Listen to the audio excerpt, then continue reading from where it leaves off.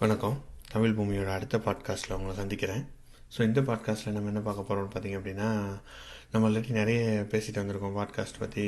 Like over last 2 இயர்ஸாக நிறைய பாட்காஸ்ட்டாக போட்டுட்டு இருந்திருக்கோம். பட் கன்சிஸ்டன்ஸாக நம்ம போடல.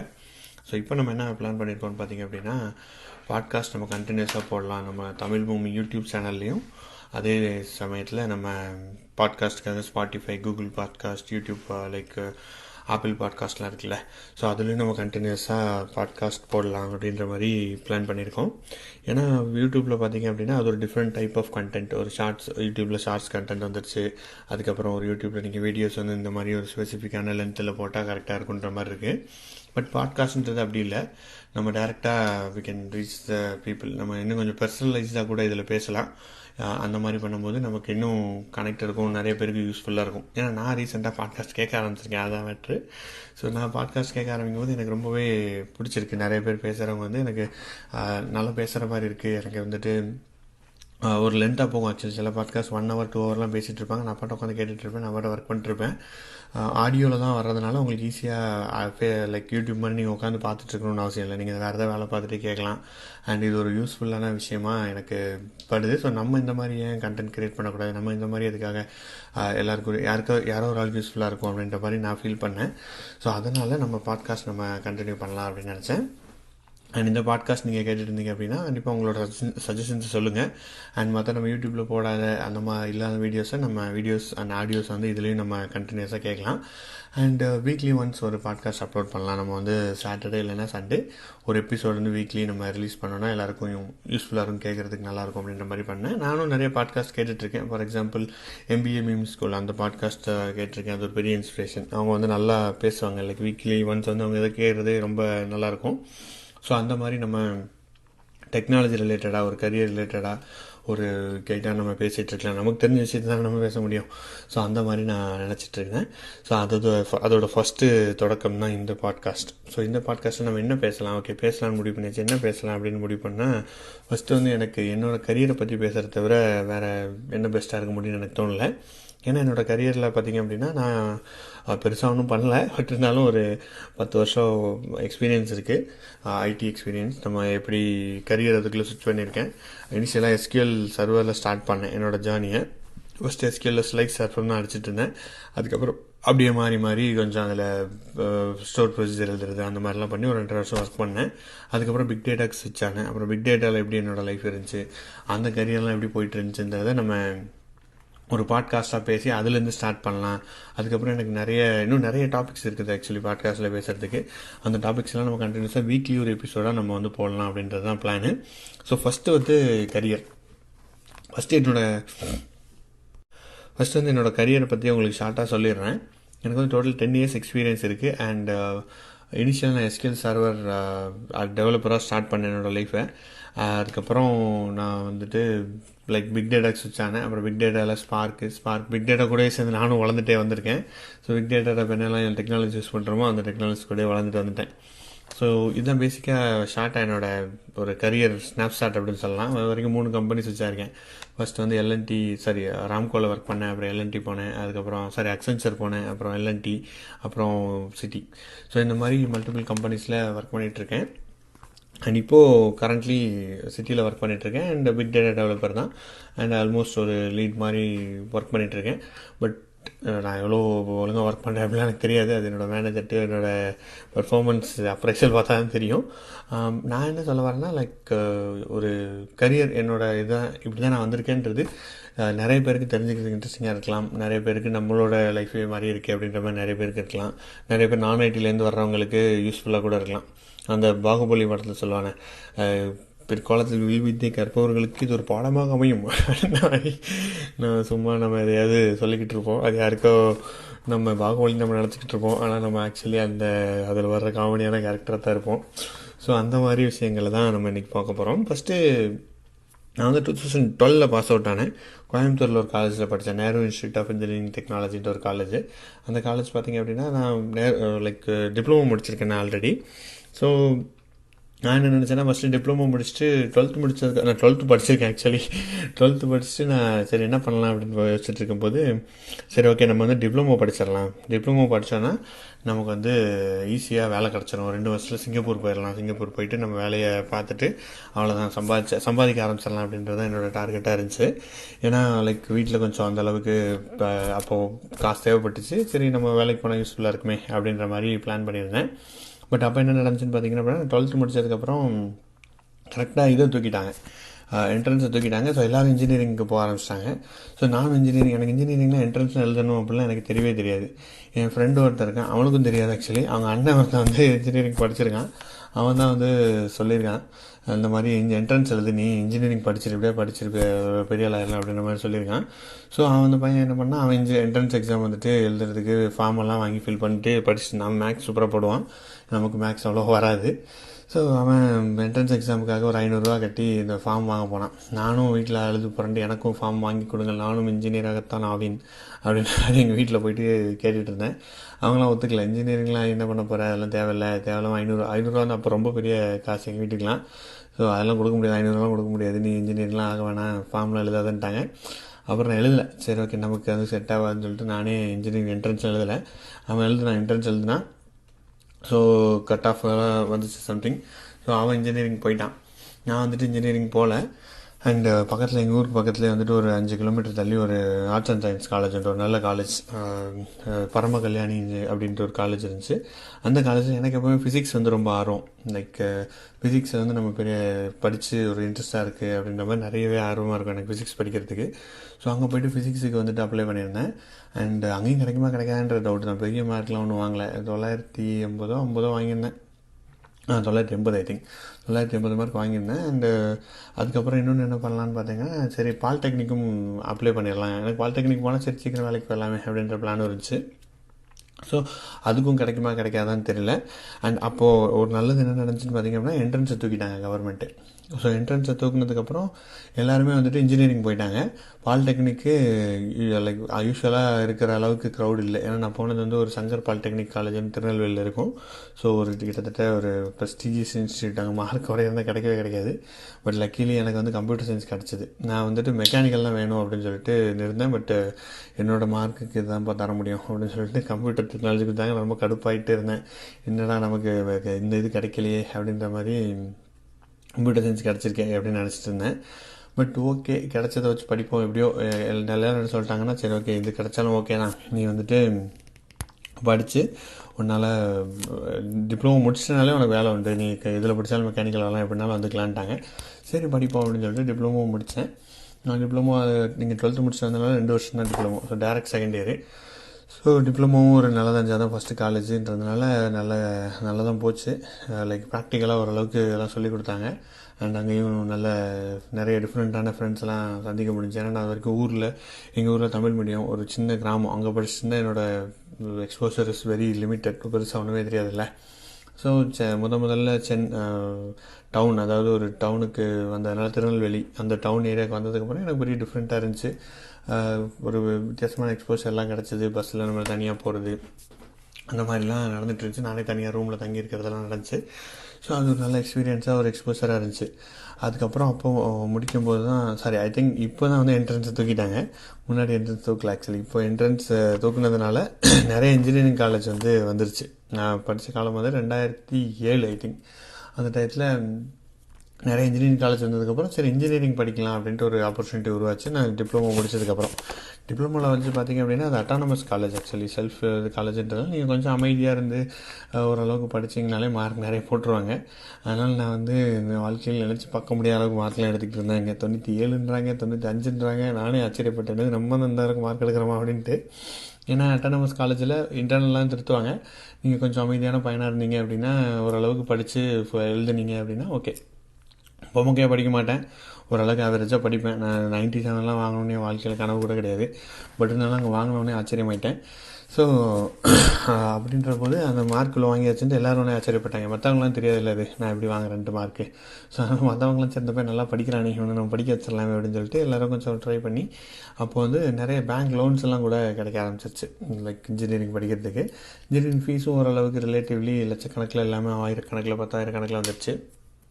ஸோ ஒரு ஐ திங்க் 32,000 ஃபீஸ் அந்த இதில் நான் வந்து என்ட்ரன்ஸ் எக்ஸாம் போய் சாரி லைக் இது கவுன்சிலிங் போயிட்டு எனக்கு கோயம்புத்தூரில் ஒரு காலேஜில் வாங்கிட்டேன். நான் சென்னையில் வாங்கலாம் பார்த்தேன். சரி கோயம்புத்தூர் பெஸ்ட்டாக இருக்குதுன்னு சொல்லிட்டு எங்கள் அப்பாவுக்கும் கொஞ்சம் ஒர்க் இருந்துச்சுனால கோயம்புத்தூரில் Nehru institute of engineering technology படிக்க ஆரம்பித்து அங்கே படிக்க அங்கே வந்து என்ட்ரன்ஸ் வாங்கி அங்கே போக ஆரம்பிச்சாச்சு. அங்கே போனால் காலேஜ் வந்து பார்த்திங்கன்னா கொஞ்சம் அவுட்டர்லாம் இருந்துச்சு. எங்களோட ஃபீஸர்ஸ் தான் அவங்க பில்டிங்கே கட்டி முடிச்சுட்டு இருந்தாங்க.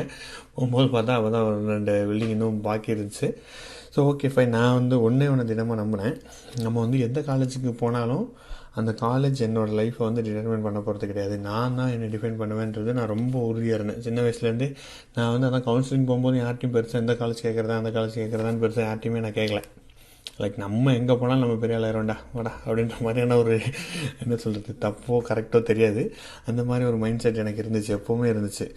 எனக்கு வந்துட்டு நம்ம எந்த காலேஜ் போனாலும் நம்ம படித்து நம்ம வந்துடலாம், நம்மளை எதுவும் ஸ்டாப் பண்ணுறதுக்கு எதுவுமே கிடையாது. இந்த காலேஜ் போயிட்டா நம்ம அப்படிலாம் கிடையவே கிடையாது. நிறைய பேர் வந்து என்ன பேசுவாங்கன்னா, இந்த காலேஜ் போகணும், இந்த காலேஜ் விட்டே போயிடணும், இந்த காலேஜ் போனால் எனக்கு கிடச்சிடும் அப்படி இப்படின்னு நிறைய பேசுவாங்க. எனக்கு அப்போது ஒன்றும் தெரியாது. சரி ஓகே, காலேஜ் வச்சு என்ன இருக்குது, நம்ம படிக்கிறது தானே இருக்குது, நம்ம படித்தா இங்கே என்ன ஆப்பர்ச்சுனிட்டிக்காக பஞ்சம், நம்ம எப்படியும் முன்னேறிடலாம், எப்படியா நம்ம இதாகிடலான்ற மாதிரி ஒரு நம்பிக்கை, ஒரு தப்பான நம்பிக்கையாக கரெக்டான நம்பிக்கை தெரியல. இப்போ யோசிச்சு பார்த்தா அது கரெக்டான நம்பிக்கை தான் தோணுச்சு. அந்த மாதிரி போயாச்சு. போயிட்டு அந்த காலேஜில் ஜாயின் பண்ணி படிக்க ஆரம்பிச்சாச்சு. அங்கேயும் கோயம்புத்தூர் சென்னை என்ன சொல்கிறது, இதை விட திருநெல்வேலி தாண்டின மற்ற ஒரு ஊர். ஸோ அங்கே நம்ம போயாச்சு, அங்கே படிக்க ஆரம்பித்தாச்சு. 3 வருஷம் முடிஞ்சது. அங்கேயும் டேரக்ட் செகண்டேன்றதுனால அங்கே 3 வருஷம் முடிஞ்சு காலேஜ் முடிச்சதுக்கப்புறம் அங்கே இன்டர்வியூலாம் வர ஆரம்பிக்கும், கேம்பஸ் இன்டர்வியூ. அப்போ தான் வந்து எனக்கு தெரிஞ்சது நம்ம காலேஜ் வந்து சூஸ் பண்ணுறது எவ்வளோ முக்கியமானதுன்ட்டு. அப்போவும் எனக்கு பெருசாக ஒன்றும் அறிவெல்லாம் இல்லை. இங்கே கேம்பஸ் இன்டர்வியூ வரலன்னு எனக்கு தெரியாது. ஆக்சுவலாக எவனுமே வேலை கிடைக்காத போல் உலகத்தில் படித்தவனுக்கு முடித்தவனுக்கு நினச்சிட்டு தான் தெரிஞ்சேன். அப்புறம் 1-2 கேம்பஸ் இன்டர்வியூ கொண்டு வந்துட்டாங்க. இந்த காலேஜ்லேயும் கேம்பஸுக்கே வந்தாங்க.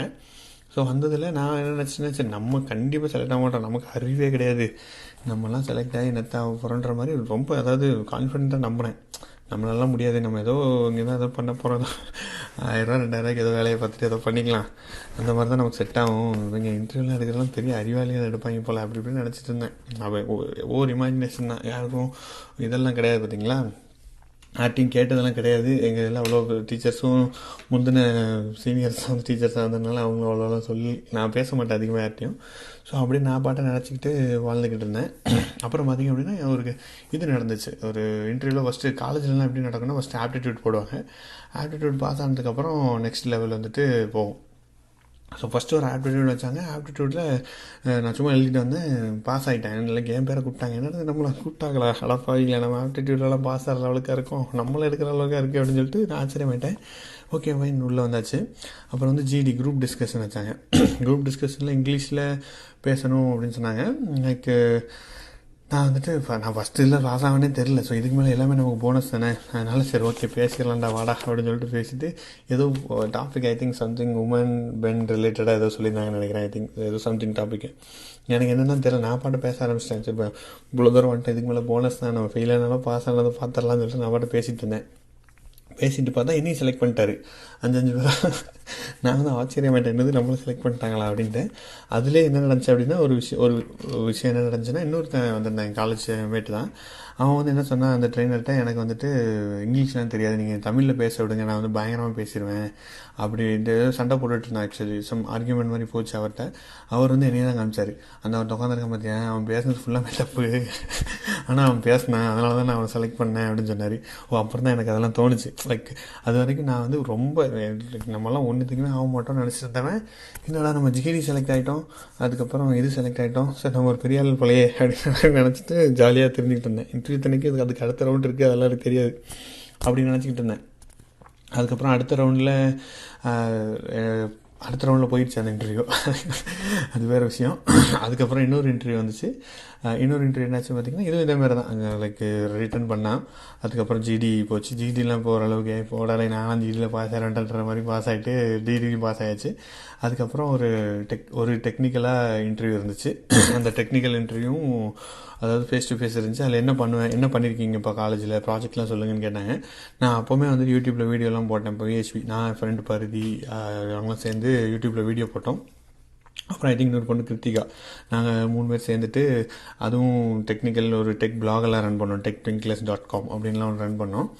அண்டு அதெல்லாம் சொன்னதுக்கப்புறம் சரி ஓகே இந்த பசங்க 3 பேருமே செலக்ட் பண்ணிட்டாங்க நெக்ஸ்ட் ரவுண்டுக்கு. அது வந்து பாரத் மேட்ரிமோனி அந்த கம்பெனி. ஸோ செலக்ட் பண்ணதுக்கப்புறம் சரி ஓகே நம்ம தான் பெரிய ஆள், நம்ம செலக்ட் ஆகிட்டோம், இனிமேல் என்னடா நமக்கு அப்படி சொல்லிட்டு நான் பாட்ட உட்காந்துருந்தேன். நம்மளை விட எவனை செலக்ட் பண்ணிடலான்ற மாதிரி மைண்ட் செட் மாறிடுச்சு. பாருங்களேன் எப்படிலாம் யோசிக்கிறோன்ட்டு. ஒரு ஒரு ஒரு வாரத்துக்கு முன்னாடி நான் ஒன்றுமே ஆக மாட்டேன், நான் ஒரு வேஸ்ட்டுன்னு நினச்சிட்டு இருந்தேன். பட் ஒரு வாரத்தில் பார்த்தீங்கன்னா நம்ம செலக்ட் ஆகிட்டோம்டா, நம்ம செலக்ட் ஆகிரோம்டா அப்படின்ற மாதிரியான மைண்ட் செட் அளவுக்கு மாறிடுச்சு. ஸோ ஆனால் அதுக்கும் ஆப்புன்னு ஒன்று அடிக்க போகிறாங்கன்றது அப்புறம் தெரிய வந்துச்சு. அண்ட் ஓகே அப்படின்னு சொல்லிட்டு இவங்க வந்து இங்கே கூப்பிட்டு போனாங்க சென்னைக்கு வரணும் ஃபைனல் இன்டர்வியூ அப்படின்னு சொன்னாங்க. சென்னைக்கு வர்றவங்கலாம் செலக்டடுன்ற மாதிரி நானே நினச்சிக்கிட்டேன். சரி சென்னை போகிறோம், நம்மளை செலக்ட் பண்ணாமல் இருப்போமா அப்படின்னு சொல்லி நானும் பார்த்தியும் போனோம். ஐ திங்க் கிருத்திகா அந்த கொஞ்சம் செலக்ட் ஆகலைன்னு நினைக்கிறேன். நானும் பார்த்தியும் போனோம். இன்னும் நிறைய பேர் வந்தாங்க, எங்கள் காலேஜிலேருந்து நிறைய பேர் செலக்ட் ஆயிருந்தாங்க, எங்கள் கிளாஸ்லேயும் நிறைய பேர். நாங்கள்லாம் போனோம், சென்னைக்கு போனோம். சென்னையில் போனால் பாரத் மேட்ரிமோனி ஆஃபீஸ்க்கு போயிட்டு Chennai first time I think first time நினைக்கிறேன். அங்கே வந்து இங்கே போயிருந்தோம். எங்கே அவங்களே ஐ திங்க் ரூம்லாம் போட்டிருந்தாங்கன்னு நினைக்கிறேன், எக்ஸாக்டாக தெரியல, மறந்துட்டேன். பட் அன்றைக்கே போய்ட்டு அன்றைக்கே வர மாதிரி இருந்துச்சு நினைக்கிறேன். காலையில் போயிட்டு ஆஃபீஸ் முடிச்சு அப்படியே அன்றைக்கே ரிட்டன் வர மாதிரி இருந்துச்சு. டிக்கெட்லாம் போட்டிருந்தாங்க. ஸோ போயிட்டு அங்கே ஒன்றும் பெருசாக இல்லை, சும்மா அவங்கள பார்த்து டிஸ்கஸ் பண்ணணும், சும்மா அங்கேயும் குரூப் டிஸ்கஷன் மாதிரிலாம் போட்டிருந்தாங்க. அங்கே என்ன பண்ணாங்கன்னா கேள்வியெல்லாம் லைக் என் காலேஜ்லேருந்து போனவங்க, நான் ரொம்ப அமைதியாக இருந்தேன், நம்ம செலக்ட் ஆகிட்டோமே அப்படின்ற மைண்ட் செட்டாக என்னன்னு தெரியல, பட் அமைதியாக இருந்தேன். அப்புறம் லைக் கேள்வியெல்லாம் கேட்டாங்க. 2 பேர் பருதி கேட்டான், விஷ்ணுன்னு ஒரு பையன் தான் எங்கள் காலேஜில், அவனும் ஒரு கேள்வியெல்லாம் கேட்டான். நான் சரி என்னடா நான் என்ன தெரியல, திடீர்னு கொஞ்சம் பயமாகவும் இருந்துச்சு எனக்கு. புதுசாக வேறு இடத்துக்கு போனதுக்கப்புறம் ஐயோ என்னால் முடியுமான்ற மாதிரி ஏதோ சம்திங் மைண்ட் செட் வந்துருச்சுன்னு நினைக்கிறேன். எதுவுமே நான் பேசலை, அவன் கேட்ட கேள்விக்கு மட்டும் ஆன்சர் சொல்லிவிட்டு வந்துட்டேன். அண்ட் அதில் பார்த்திங்க அப்படின்னா நான் செலக்ட் ஆகலை. அண்டு பரதி செலக்ட் ஆகிட்டான், விஷ்ணு அந்த இன்னொரு பையனும் செலக்ட் ஆகிட்டான். அப்புறம் தரணின்ட்டு ஒரு பையன் இருப்பான், அவனும் நல்லா பேசுவான், is also very good. So அவனும் செலக்ட் ஆகிட்டான். என்னடா நம்ம செலக்ட் ஆகலையே, நம்ம வந்து நம்மளை ரிஜெக்ட் பண்ணிட்டாங்களே அப்படின்னு ரொம்ப டிப்ரெஸ் ஆகிட்டேன். சார் என்னடா அப்படின்னு லைக் போன லெவலை விட கீழே வந்தாச்சு. சரி நம்ம ரிஜெக்ட் ஆனது ஆகிட்டோம், ஒன்றும் பிரச்சனை இல்லை அப்படின்னு சொல்லிட்டு அதுக்கு என் காலேஜில் அவ்வளோவா இன்டர்வியூலாம் கொண்டு வர முடியாது, அப்போ தான் நியூ காலேஜில். ஸோ அதனால் சரி அவ்வளோதான் போச்சு, இப்போ வாழ்க்கையே போச்சு. 15,000 சம்பளம் கொடுத்தாங்க அவங்க. 15,000 அப்போ வந்து ரொம்ப பெருசு. ஆக்சுவலி நான் வந்து 5,000 3,000 அந்த ரேஞ்சில் நினச்சிட்டு இருந்தேன். 15,000ன்றது பெருசாக இருந்துச்சு. அதுக்கப்புறம் ஒரு வெறித்தனமாக என்னாச்சுன்னா, அந்த இன்டர்வியூ ஃபெயில் ஆகிற வரைக்கும் நான் பெருசாக இன்டர்வியூலாம் கேர் பண்ணிக்கல, பெருசாலாம் போகல. அதுக்கப்புறம் சரி என்னடா நம்ம ஃபெயில் ஆகிட்டோம்னா, இப்படி போயிட்டு மும்பை சென்னை இப்படி அவமானப்பட்டு ஃபெயில் ஆகிட்டு வந்துட்டோமே அப்படின்னு ஒரு வெறி வந்து நான் வந்து கண்ட மணிக்கு இன்டர்வியூ அட்டன் பண்ண ஆரம்பித்தேன் கோயம்புத்தூரில். அதாவது நான் 2 years experience, 1 year experience, PHP அது இதுன்னு போட்டதெல்லாம் போய் அட்டன் பண்ணி இன்டர்வியூ அட்டன் பண்ணி கண்ட மணிக்கு அட்டன் பண்ணேன். எல்லாத்தையும் திட்டுவாங்க, எல்லாமே வந்து கேவலமாக பார்ப்பாங்க, கொஷினாக கேட்டு கொல்லுவாங்க. அவ்வளோ வெயில் அடிக்கும் அவங்கெல்லாம். சில சம்மர் டயத்தில் ட்ரை பண்ணிட்டு இருந்தேன். அப்படியே காலைல ஒரு இன்டர்வியூ, மதியம் ஒரு இன்டர்வியூன்னு போவேன். அப்படியே ஒரு டிப்ரெஸ்ஸான நிலைக்கு போயிட்டேன். எப்படியாவது ஒருத்தனாவது நம்மளை செலக்டர்னு நம்மளை சொல்லணும்டா அப்படின்ற மாதிரி வெறித்தனமாக ஒரு இது பண்ணிகிட்டு இருந்தேன். ரொம்ப தப்பு ஆக்சுவலி. ஏன்னா நான் போனது ஃபுல்லாமே பார்த்திங்க அப்படின்னா எக்ஸ்பீரியன்ஸ், 1 year எக்ஸ்பீரியன்ஸ், 2 எக்ஸ்பீரியன்ஸ் கேட்டிருக்கோம் பார்த்தீங்களா, அந்த மாதிரி போயிட்டேன். அதுவும் இன்னொன்று என்னென்னா நான் போனது ஃபுல்லாமே small companies. So small companies எப்போவுமே வந்து ஒரு பெஸ்ட்டான ஆளை எதிர்பார்ப்பாங்க, நல்ல விஷயம் தெரிஞ்சவனே எதிர்பார்ப்பாங்க. நம்ம வந்துட்டு பெரிய கம்பெனிஸுக்கு தான் கஷ்டமாக போக முடியும்னு நினச்சிட்டு இருந்தேன். ஆனால் அப்படி கிடையாது. பாரத் மேட்ரிமோனியில் ஈஸியாக எடுத்துருவான். ஏன்னா அவனுக்கு வந்து கொஞ்சம் உங்களுக்கு ட்ரைனிங் கொடுக்க முடியும், ஆல்ரெடி கொஞ்சம் அவன் ப்ராஜெக்டில் ஒழுங்காக ஓடிக்கிட்டு இருக்கும், அந்த மாதிரி பண்ணிடலாம். அது மிட் சைஸ் கம்பெனி. ஆனால் சின்ன கம்பெனியில் நீங்கள் ஒரு ஆள் தான், நீங்கள் ஒழுங்காக இருந்தால் மட்டும்தான் அவனுக்கு வந்துட்டு ஓடும். ஸோ ஒரு 10,000 கொடுக்குறேன்னா அவனுக்கு வந்துட்டு நீங்கள் எண்ட் டு எண்ட் அவனுக்கு ஒர்க் பண்ணி கொடுக்கணும். ஸோ அந்த மாதிரி தானே சுச்சுவேஷன் இருக்கும். ஸோ அது தெரியாமல் நான் பாட்டு போய் சின்ன கம்பெனியில் போய் முட்டி மோதி உருண்டு பிறண்டு கிடந்தேன். பருதியை கேட்டான், என்னடா நீ இது வரைக்கும் இப்படிலாம் ட்ரை பண்ணி திடீர்னு நீ அப்படி ட்ரை பண்ண ஆரம்பிச்ச, உனக்கு திடீர்னு பைத்தியம் முடிச்சுன்ற மாதிரி கேட்டான். நான் சொன்னேன், இல்லை நான் வந்து பாரத் மேட்ரிமோனி செலக்ட் ஆகிற வரைக்கும், பாரத் மேட்ரிமோனியில் வந்து எனக்கு ரிஜெக்ட் ஆகிற வரைக்கும் எனக்கு பிரச்சனை இல்லாமல் இருந்துச்சு. பட் ரிஜெக்ட் ஆனதுக்கப்புறம் எனக்கு என்ன நம்ம ரிஜெக்ட் பண்ணிட்டாங்களே அப்படின்ற ஒரு மாதிரி ஆயிடுச்சு. அதனால் நான் செலக்ட் ஆகணும்னு இருந்தேன் அப்படின்னு. பட் அந்தளவுக்கு எதுவுமே ஒர்க் அவுட் ஆகலைங்க. அதுக்கப்புறம் என்னோடய ஹெச்ஓடி அங்கே லைக் எங்கள் காலேஜ் ஹெச்ஓடி ஒருத்தர் இருந்தார். அவர் வந்து கொஞ்சம் நல்ல மனசு பண்ணி அவருக்கு தெரிஞ்ச கம்பெனியில் என்னை ரெஃபர் பண்ணி விட்டார். ஆண்ட்ராய்டு டெவலப்பராக போய் பண்ணுப்பா அப்படின்ற மாதிரி பண்ணுறேன் அப்படின்னு சொல்லியிருந்தார் அந்த டயத்தில். அப்போ தான் ஒரு ஆப்பர்ச்சுனிட்டி வந்துச்சு. டேன் டேன் டேன் அப்படின்னு பேக்ரவுண்ட் மியூசிக் போடுறோம் நம்ம இங்கே. ஏன்னா அந்த ஆப்பர்ச்சுனிட்டி வந்து பார்த்திங்கன்னா சென்னையில் போய் இன்டர்வியூ அட்டன் பண்ணோம் அப்படின்னாங்க. ஸோ சென்னையில் போய் டேரக்ட் இன்டர்வியூ நீங்கள் அட்டன் பண்ணிடணும். அவ்வளோதான். ராம்கோ சிஸ்டம்ஸ் ஒரு கம்பெனியில் உங்களுக்கு ஓப்பனிங் இருக்குது, யார் வேணால் போகலான்ற மாதிரி இன்ஃபர்மேஷன் பாஸ் ஆச்சு. நாளைக்கு வந்துட்டு எக்ஸாம், மறுநாள் வந்து எக்ஸாம் இருந்துச்சு, ஃபைனல் செமஸ்டரில் உள்ள எக்ஸாம், ஏதோ ஒரு எக்ஸாம் ஓடிக்கிட்டு இருந்துச்சு. இன்றைக்கி நைட்டு நீங்கள் போயிட்டு அட்டன் பண்ணிட்டு மறுநாள் வந்து ஞாயிற்றுக்கிழமை வந்துட்டு மறுநாள் திங்கக்கிழமை எக்ஸாம் எழுதணும் அப்படின்ற மாதிரி இருந்தோடனே நிறைய பேர் வரலன்ட்டாங்க. ஸோ நாங்கள் ஒரு 5 பேரோ என்னமோ போனோம் ட்ரெயின் ஏறி. நான் தீனுஜின்னு ஒரு பையன் தான், பகவத் சிங்னு ஒருத்தன், நாங்கள்லாம் ஐ திங்க் வேறு அருண் மல்லர்னு ஒருத்தன் தான் நினைக்கிறேன், நாங்கள்லாம் போனோம். ஸோ மூட்டையை கட்டிட்டு கோயம்புத்தூர்லேருந்து ட்ரெயின் ஏறி சென்னை போனோம். சென்னையில் போயிட்டு இருந்தோம். அங்கே போயிட்டு லைக் அங்கே கம்பெனிலாம் கூப்பிடலையே, நம்மளாக தானே போகிறோம். ஸோ அதனால் போயிட்டு அங்கே அந்த ரயில்வே ஸ்டேஷனுக்கு வெளியிலே குளித்து அங்கே ட்ரெஸ் எல்லாம் மாற்றிட்டு பக்காவாக கிளம்பி போயாச்சு. மதிய கைலாஷ் போகணும். மதிய கைலாஷ் எனக்கெல்லாம் போக தெரியாது, அங்கே பஸ்ஸிலலாம் ஷேர் ஆட்டம் தெரியாது, ஒன்றும் தெரியாது. என் கூட வந்த தீனுஜிலாம் நல்லா ஓரளவுக்கு விஷயம், ஊரில் விஷயம் தெரிஞ்ச பையன். ஸோ அவங்க கூட அப்படியே ஒட்டிக்கிட்டு போயாச்சு. கம்பெனிக்கு போய் கம்பெனி கொண்டு போய் விட்டாங்க. ரெஸ்யூமே கொண்டு போகலாம், அவங்க ரெஸ்யூமை கொண்டாடுறாங்க. ஐயோ ரெஸ்யூம் கொண்டு வரேன்னு சொல்லிட்டு ஓடி போய் வெளியில் பார்த்தா காலையில் 8 மணிக்கு எந்த கடையும் திறக்கல பக்கத்தில், பிரிண்ட் அவுட்லாம். அப்புறம் தள்ளி போய் எங்கேயோ போய் ஒரு இடத்துல ஒரு பிரிண்ட் அவுட் எடுத்துகிட்டு வந்து எப்படியோ கடன் வாங்கி ஒரு பழைய ரெஸ்யூம் வச்சுருந்தேன், அதை கொடுத்துட்டேன். அப்புறம் கடை 8 மணிக்கு திறக்கலையே, நான் என்ன பண்ணுறது. பழைய ரெஸ்யூம் அப்டேட்டடே இல்லை. காலேஜ் டைத்தில் ரெஸ்யூமே ஒன்றும் கிடையாது, பட் இருந்தாலும் அப்டேட் இல்லாமல் ஒரு பழைய ரெஸ்யூமில் கொடுத்து டிப்ளமோ முடித்தேன். அந்த ரெஸ்யூம் கொடுத்துட்டேன். அவங்க கேட்குறாங்க, என்னது நீங்கள் டிப்ளமோ முடிச்சிருக்கீங்களா, எது முடிச்சிங்களா, அவங்கள இன்டர்வியூ எடுக்கிறதுக்காக வேணாமான்னு திட்டுறாங்க. ரிசப்ஷனே திட்டி விட்டாங்க. அப்புறம் நான் சொன்னோடனே எழுதிக்கிட்டாங்க. சரி ஓகே இன்ஜினியரிங் சொல்லி எழுதிட்டாங்க. எழுதினோடனே சரி ஓகே அப்போ ஏதோ வந்துட்டோம் அப்படின்னு சொல்லி உள்ளே ஏசி போட்டிருந்தாங்க கும்முன்னு. பெரிய கம்பெனி பெருசாக இருக்கும், ஆக்சுவலி 10 மாடி. நீங்களே பார்த்தீங்கன்னா தெரியும், இந்த ஆர்ச்சிப்ஸ் பக்கத்தில் மத்திய கிளாஸ் பக்கத்தில் இருக்கும் ராம்கோ சிஸ்டம்ஸ்ன்ட்டு. ஸோ அங்கே இன்டர்வியூ ஃபஸ்ட் வந்து வழக்கம் போல் ஜிடி வச்சாங்க, இல்லை ஆப்டிடியூட் வச்சாங்க. ஆப்டிடியூட் கிளியர் ஆகிட்டேன். அப்புறம் வந்து ஜிடி வச்சாங்க, குரூப் டிஸ்கஷனில் இன்னும் 2-3 பேர் வந்தாங்க. ஓரளவுக்கு பேசினதுக்கப்புறம் ஃபைனல் ரவுண்டு இதில் ஃபில்டர் ஆகிட்டாங்க. ஆக்சுவலி ஃபைனலாக நான் இன்னும் 2-3 பேர், எங்கள் இதில் தீனு ஜெயத்திங் வந்தான்னு நினைக்கிறேன் ஃபைனல் ரவுண்டு. அப்புறம் இன்னொருலேருந்து 2-3 பேர் வந்துட்டாங்க, ஃபைனல் வந்துட்டாங்க. எனக்கா சரி நம்ம சென்னை ஃபைனல் ரவுண்டுன்னா போன தடவை ஃபெயில் ஆகிட்டோம் இதில், அது என்னது பாரத் மேட்ரிமோனியில் ஃபைனல் வராதே அப்படின்னு சொல்லிட்டு எனக்கு அப்படியே ஒரு டென்ஷனாகவே இருந்துச்சு. நம்ம கண்டிப்பாக இதில் ஃபெயில் ஆயிரும் ரொம்ப இதாக தான் இருந்துச்சு, நெகட்டிவாக தான் போயிட்டு இருந்துச்சு மைண்டு ஃபுல்லாமே. பட் இருந்தாலும் ஓகே இவ்வளோ தூரம் வந்துட்டோம், ட்ரை பண்ணிட்டு போயிடலாம்னு சொல்லிட்டு ஃபைனல் இன்டர்வியூ வச்சாங்க. ஒரு மேம் எடுத்தாங்க, ஐ திங்க் அவங்க பேர் மறந்துட்டேன் ஆக்சுவலி. அவங்க எடுத்தாங்க. ஆர்டிபிஎம்எஸ் பற்றிலாம் கேட்டாங்க. நமக்கு ஆர்டிபிஎம்எஸ்னால் எனக்கு தெரியுங்க அப்படின்னு சொல்லிட்டு ஜாலியாக பேசிட்டு வந்துட்டேன். ஐ திங்க் நல்லா பண்ண மாதிரி தான் எனக்கு ஒரு ஃபீலிங் இருந்துச்சு. பட் இருந்தாலும் நமக்கு தெரியாதுல்ல, அதனால் வந்துட்டேன். ரிசல்ட் எதுவும் வரல. 2 நாளில் சொல்கிறேன். யூஸ்வலாக என்ன சொல்லுவாங்க, 2 நாள் ரிசல்ட் சொல்லிடுவாங்க, ஆனால் ரிசல்ட்டு சொல்ல மாட்டாங்க பார்த்தீங்களா. அதே மாதிரி நான் வந்துட்டேன் வீட்டுக்கு. ரிசல்ட்டெல்லாம் அவங்க யாரும் சொல்லவே இல்லை. அப்புறம் வெயிட் பண்ணிட்டு இருந்தேன், ஒன்றுமே ரிசல்ட்டே வரல. அப்புறம் சரி அவ்வளோதான் போச்சு அப்படின்னு சொல்லிட்டு இன்னும் சோகமாக ஆயிடுச்சு. சார் நம்ம எழுதுகிற எக்ஸாமே எழுதி வச்சிரும் அப்படின்னு சொல்லி எக்ஸாம் எழுதினேன். அது ஏதோ பாஸ் ஆயிடுவேன்னு நினச்சேன். பார்த்தா அதில் நிறைய மார்க் கிடச்சிச்சு அன்எக்ஸ்பெக்டடாக. அதுக்கப்புறம் அந்த மீன் வேலை என்னோடய ஹெச்ஆர் வந்துட்டு என்னோடய ஹெச்ஓடி வந்து இது ஒரு கம்பெனிக்கு ரெஃபர் பண்ணியிருந்தார்ல, அங்கே வந்துட்டு கூட போய் என்னை கூட வந்து ஒருத்தனை அனுப்பிச்சி விட்டார். சரி இவன் தனியாக போனால் இவன் ரொம்ப பயப்படுவான், ஒன்றுத்துக்காக மாட்டான், அதனால் கூட நீ போய் எழுதுப்பா அப்படின்னு சொல்லிட்டு என் ஃப்ரெண்டு ஒருத்தன் பன்னீர்செல்வன்ட்டு ஒருத்தன் தான், அவனையும் கூட அனுப்பிச்சி விட்டுருந்தாரு. ஸோ அவனும் என் கூட வந்து எழுதினான். அவனுக்கு இந்த கம்பெனியில் அவன் ஆக்சுவலி லாஜிடெக்கில் செலக்ட் ஆகி பெரிய லெவலில் போயிட்டான். அவனுக்கு இந்த கம்பெனிலாம் சேரணும் அவசியம் கிடையாது. எனக்கு சும்மா கம்பெனிக்கு வந்து எழுதிக்கிட்டு இருந்தான். அவன் வந்து எனக்கு அதே மாதிரி இருந்துச்சு. எனக்கு ரொம்ப அவமானமாக இருந்துச்சு. என்னடா நம்ம நிலைமை இப்படி ஆயிடுச்சடா அப்படின்ற மாதிரி இருந்துச்சு. சரி இதெல்லாம் ஹெச்ஓடி சொல்லிட்டாரு, நம்ம ஒன்றும் பண்ண முடியாது, வந்து எழுதிட்டு அவனும் கூட வந்தான். அவன் நல்லா என்ன சொல்ல மோட்டிவேஷனலாக பேசுவான், எப்போவுமே நல்ல பையன். ஸோ அவனும் வந்து எழுதிட்டு இருக்கும்போது நம்ம கிடச்சிருன்னு அவன் எனக்கு இதெல்லாம் நம்பிக்கையெல்லாம் விட்டுனான். கிடச்சிருண்டா ஒன்றும் பிரச்சனை இல்லடா அப்படின்னா. சரி நான் ஐயோ என்னடா இப்படி ஆச்சு அப்படின்ற மாதிரி ஃபீலிங்கில் இருந்தேன். பட் இருந்தாலும் ஓகே எழுதலாம்னு சொல்லிட்டு ஆப்டிடியூட் எழுதுனேன். அங்கே 2-3 ரவுண்டு போச்சு. அப்புறம் ரிசல்ட் சொல்கிறேன் அப்படின்னு சொல்லிட்டாங்க. அப்புறம் இன்னும் மறுநாள் ரிசல்ட் சொல்லிட்டாங்க. இங்கே ஃபஸ்ட்டில் நான் ராம்கோ அந்த கேப்பில் அட்டன் பண்ணிட்டு வந்துட்டு இருந்தேன். அந்த கேப்பில் சொல்லிட்டாங்க ஓகே தான் நீங்கள் செலக்ட் எடுங்க அப்படின்ட்டாங்க. அண்ட் உங்களுக்கு வந்து நாங்கள் வந்து சேலரி வந்து 5000 கொடுக்குறோம், இது வந்து வெளில சொல்கிறோம், ஆனால் உங்களுக்கு ஒரு சர்ப்ரைஸ் இருக்குது, நாங்கள் வந்து 6000 கொடுக்க போகிறோம் உங்களுக்கு, அதனால் 3 வருஷம் பாண்டு, நீங்கள் வந்து இங்கே ஒர்க் பண்ணுங்கள் அப்படின்னு சொல்லிட்டாங்க.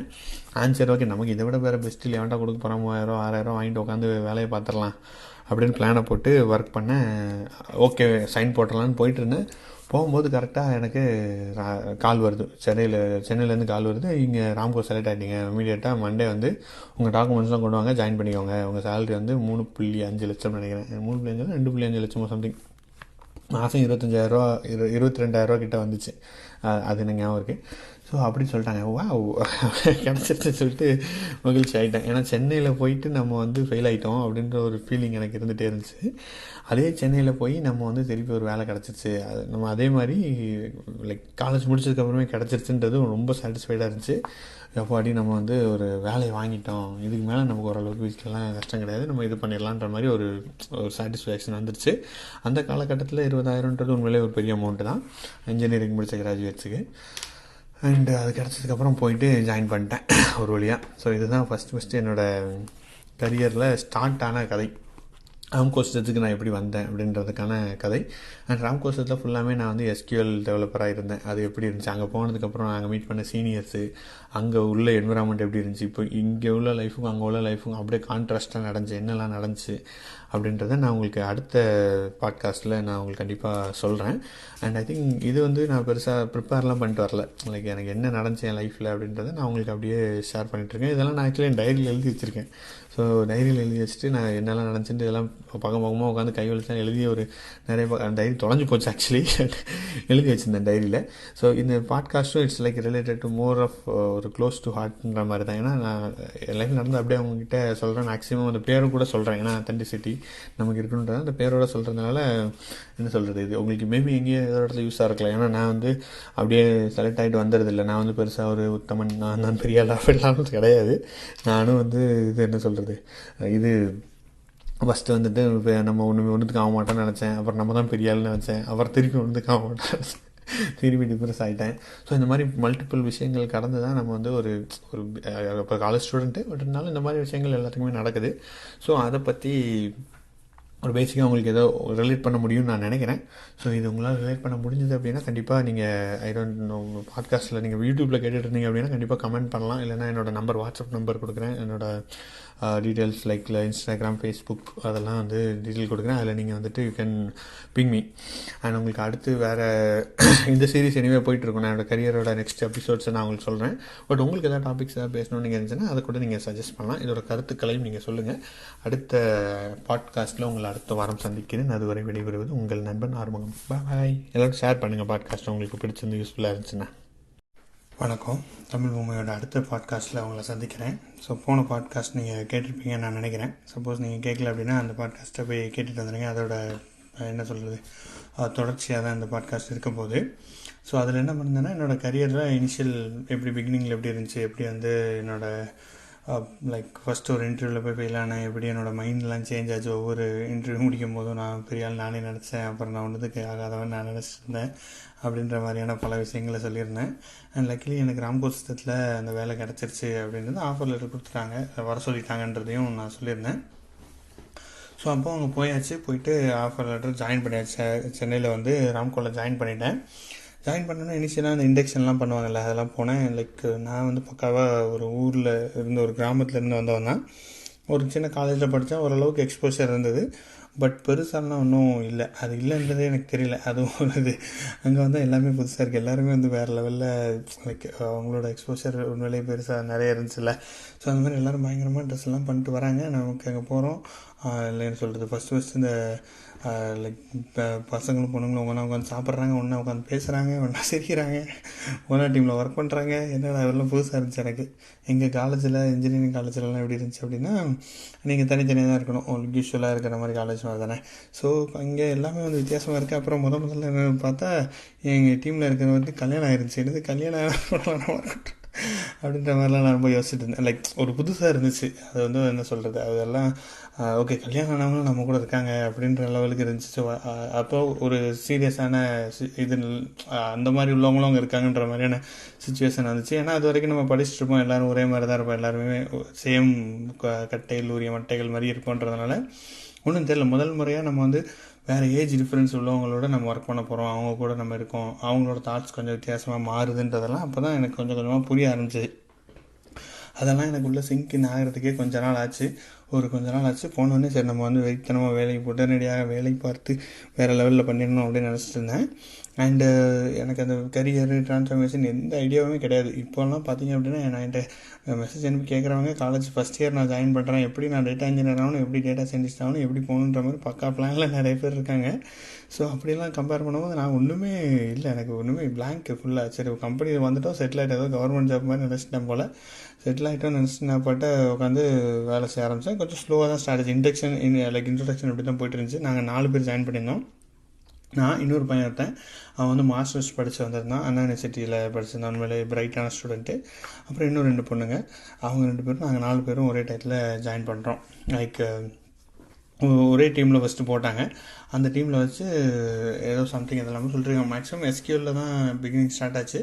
ஒரு ஃப்ரண்ட் அண்ட் அப்ளிகேஷன் ஒன்று இருந்துச்சு, அதில் ஒர்க் பண்ண சொன்னாங்க. பேசிக் அப்ளிகேஷன் எல்லாம் வந்துட்டு இருந்தாங்க. அப்புறம் இனிஷியலாக போனவுடனே லைக் சீனியர்ஸ்லாம் இருந்தாங்க அங்கே, ஒரு 2 வயசு 1 வயசு பெருசு அந்த மாதிரி இருந்தவங்க சீனியர்ஸாக அங்கே இருந்தாங்க. டீம் லீடு 3 இயர்ஸ் எக்ஸ்பீரியன்ஸ் அந்த மாதிரி இருப்பாங்கள்ல, அவங்கெல்லாம் கூப்பிட்டு ரேக் பண்ண ஆரம்பிச்சிட்டாங்க. காமெடியாக சொல்லிக்கிட்டு இருந்தாங்க, லைக் இதெல்லாம் இது கஷ்டமாக இருக்கும் அப்படின்ட்டு பயங்கரமாக கலாய்ச்சிட்டு இருந்தாங்க. அது ஒரு ஜாலியாக இருந்துச்சு ஆக்சுவலி. ஏன்னா எனக்கு ஒன்றுமே தெரியாது, அவங்க கலாய்க்கிறாங்கன்னே தெரியல ஆக்சுவலி. நம்மளை பேக்கு மாதிரி எல்லாம் பார்க்குறாங்கன்னு எனக்கு தெரியாது. நான் பாட்ட போயிட்டு வந்துட்டுருப்பேன். அதில் ஒரு டீம் லீடர் ஒருத்தர் இருந்தார், அவர் வந்து ரொம்ப மோட்டிவேஷனாக பேசுவார். லைக் காலையில் டீம் மீட்டிங் நடக்கும், ஸ்டாண்டப் மீட்டிங் 9 மணிக்கு டான்னு இருக்கும், அதெல்லாம் பயங்கரமாக இருக்கும். நம்ம வந்து சரி உழைப்பு தான் நம்ம உயர்த்தும் அப்படின்னு சொல்லிட்டு ஓரளவுக்கு என்னால் முடிஞ்ச அளவுக்கு எஃபர்ட் போட்டேன். நான் எஃபர்ட் போடுறேன்னு எனக்கு தெரியாது. நான் பாட்டாச்சும் ஒரு வேலைனா வேலையை பார்த்துக்கிட்டே இருப்பேன். அது முடிக்க முடியுதா அப்படின்னா முடிக்கணும் அந்த மாதிரி வேலை பார்த்துட்டே இருந்தேன். அது மட்டும் தான் எனக்கு தெரியும். மற்றபடி நான் நல்லா ஒர்க் பண்ணேனான்றது எனக்கு தெரியல, ஜட்ஜ் பண்ண முடியல. ஸோ அப்படியே போயிட்டு இருந்துச்சு அந்த டீம்லேருந்து. அப்புறம் என்னாச்சும் ஒரு 2 மாதத்தில் அந்த டீம்லேருந்து மாற்றிட்டாங்க. லைக் டீம் ஷஃபிள் பண்ணிட்டு என்னை வேறு டீமில் தூக்கி போட்டாங்க. அந்த 2 பேரையும் வேறு டீமில் போட்டாங்க. ஸோ என்னை மட்டும் தனியாக இன்னொரு டீமில் போட்டாங்க. எல்லாருமே வேறு டீமுக்கு போயிட்டோம். வந்த புதுசில் வந்து என்ன சொல்கிறது, புதுசாக ஸ்கூலில் சேர்ந்தவொடனே ஒரு கம்பெனி பிடிக்கிற மாதிரி கம்பெனியில் உட்காந்து சுற்றிட்டு இருந்தோம் நாங்கள் 4 பேரும். அப்புறம் வேறு டீமில் என்னை தூக்கி போட்டாங்க. நான் தனியாக ஒரு புது டீமுக்கு போயாச்சு. அந்த டீமில் போயாச்சுன்னா அதில் எல்லாமே டிஃப்ரெண்ட்டாக இருக்குது. அங்கே உள்ள மேனேஜர் பார்த்திங்கன்னா ரொம்ப கோவக்கார மேனேஜர், நிறைய பில்டப்லாம் ஏற்றி வச்சுருக்காங்க. அந்த மேனேஜர் டைம் போகிறேன், அவர் திட்டுவார் பண்ணுவார் அப்படி இப்படின்னு பயங்கர பில்டப்லாம் பண்ணாங்க. டீம் லீட் 2 பேர் இருந்தாங்க எனக்கு அங்கே. ஸோ டீம் லீட்லாம் வந்துட்டு உண்மையிலே ரொம்ப நம்ம ஊருக்காரங்க தான், சூப்பராக பேசுவாங்க. அவங்க லைக் ஒன்றுமே தெரியாது, எனக்கு எல்லாமே சொல்லிக் கொடுத்த தெய்வங்களே அவங்க தான். லைக் என்ன சொல்கிறது, ஒரு பொறுமையாக பேசுவாங்க நம்ம ஊருக்காரங்க. அதெல்லாம் ஒன்றும் இல்லைடா நீ வாடான்னு பிரசாத் அவர் பேர், ஆக்சுவலி இன்னொருத்தர் பேர் ராம் மனோகர்ன்ட்டு. ஸோ 2 பேருமே வந்து பயங்கரமாக ஒவ்வொருத்தரும் ஒவ்வொரு மாதிரி இருந்தாங்க ஆக்சுவலி. அது வந்து அதுவே ஒரு புதுசாக இருந்துச்சு எனக்கு. ஸோ அந்த மாதிரி ஒர்க் பண்ணிகிட்ருக்கோம் நம்ம. அப்புறம் கொஞ்ச நாள் ஆச்சு. அந்த ராம்கோலே வந்து நான் வந்து நைட் ஷிஃப்ட்லாம் பார்க்கணுன்னு ஆசைப்பட்டு நைட் ஷிஃப்ட்லாம் உட்காந்து ஒர்க் இருந்தால் தான். ஸோ நைட்டு ஃபுல்லாகவே ராம்கோலே உட்காந்து ஒர்க் பண்ணிகிட்ருப்பேன். நைட்டு அங்கேயே ஃபுல்லாக 3 மணி 4 மணி வரைக்கும் உட்காந்து ஒர்க் பண்ணி காலையில் 8 மணி 7 மணி வரைக்கும் ஒர்க் பண்ணிட்டு வீட்டுக்கு போயிட்டு திருப்பி 8 மணிக்கு வந்துடுறது.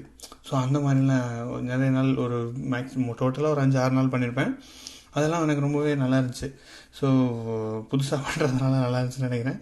ஸோ அதெல்லாமே சூப்பராக இருந்துச்சு.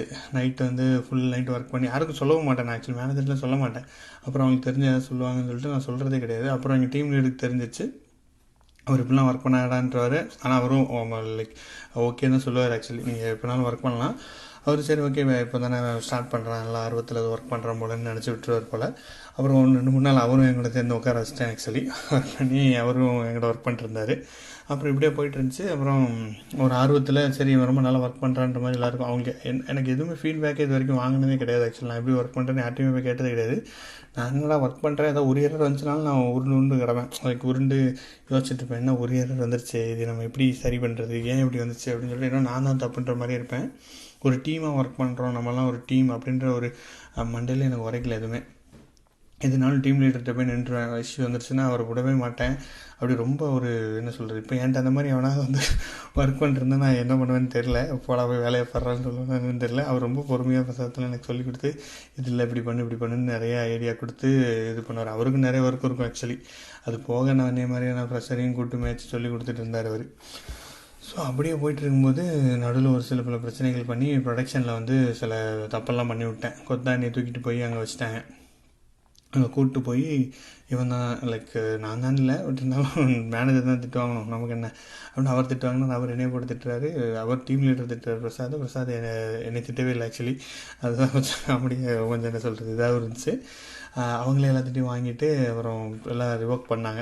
அது என்னென்னா ஒரு அப்ளிகேஷன் இருக்குது, அந்த அப்ளிகேஷன் வந்து நம்ம ஒரு கோட் ஒரு வீக்கெண்டில் டிப்ளாய்மெண்ட் போகும். என்னோடய டிப்ளாய்மெண்ட்டில் ஒரு சின்ன இஷ்யூ ஏதோ இருந்துச்சு, அதை வந்து பார்க்காம ப்ரொடக்ஷன் வரைக்கும் போயிடுச்சு.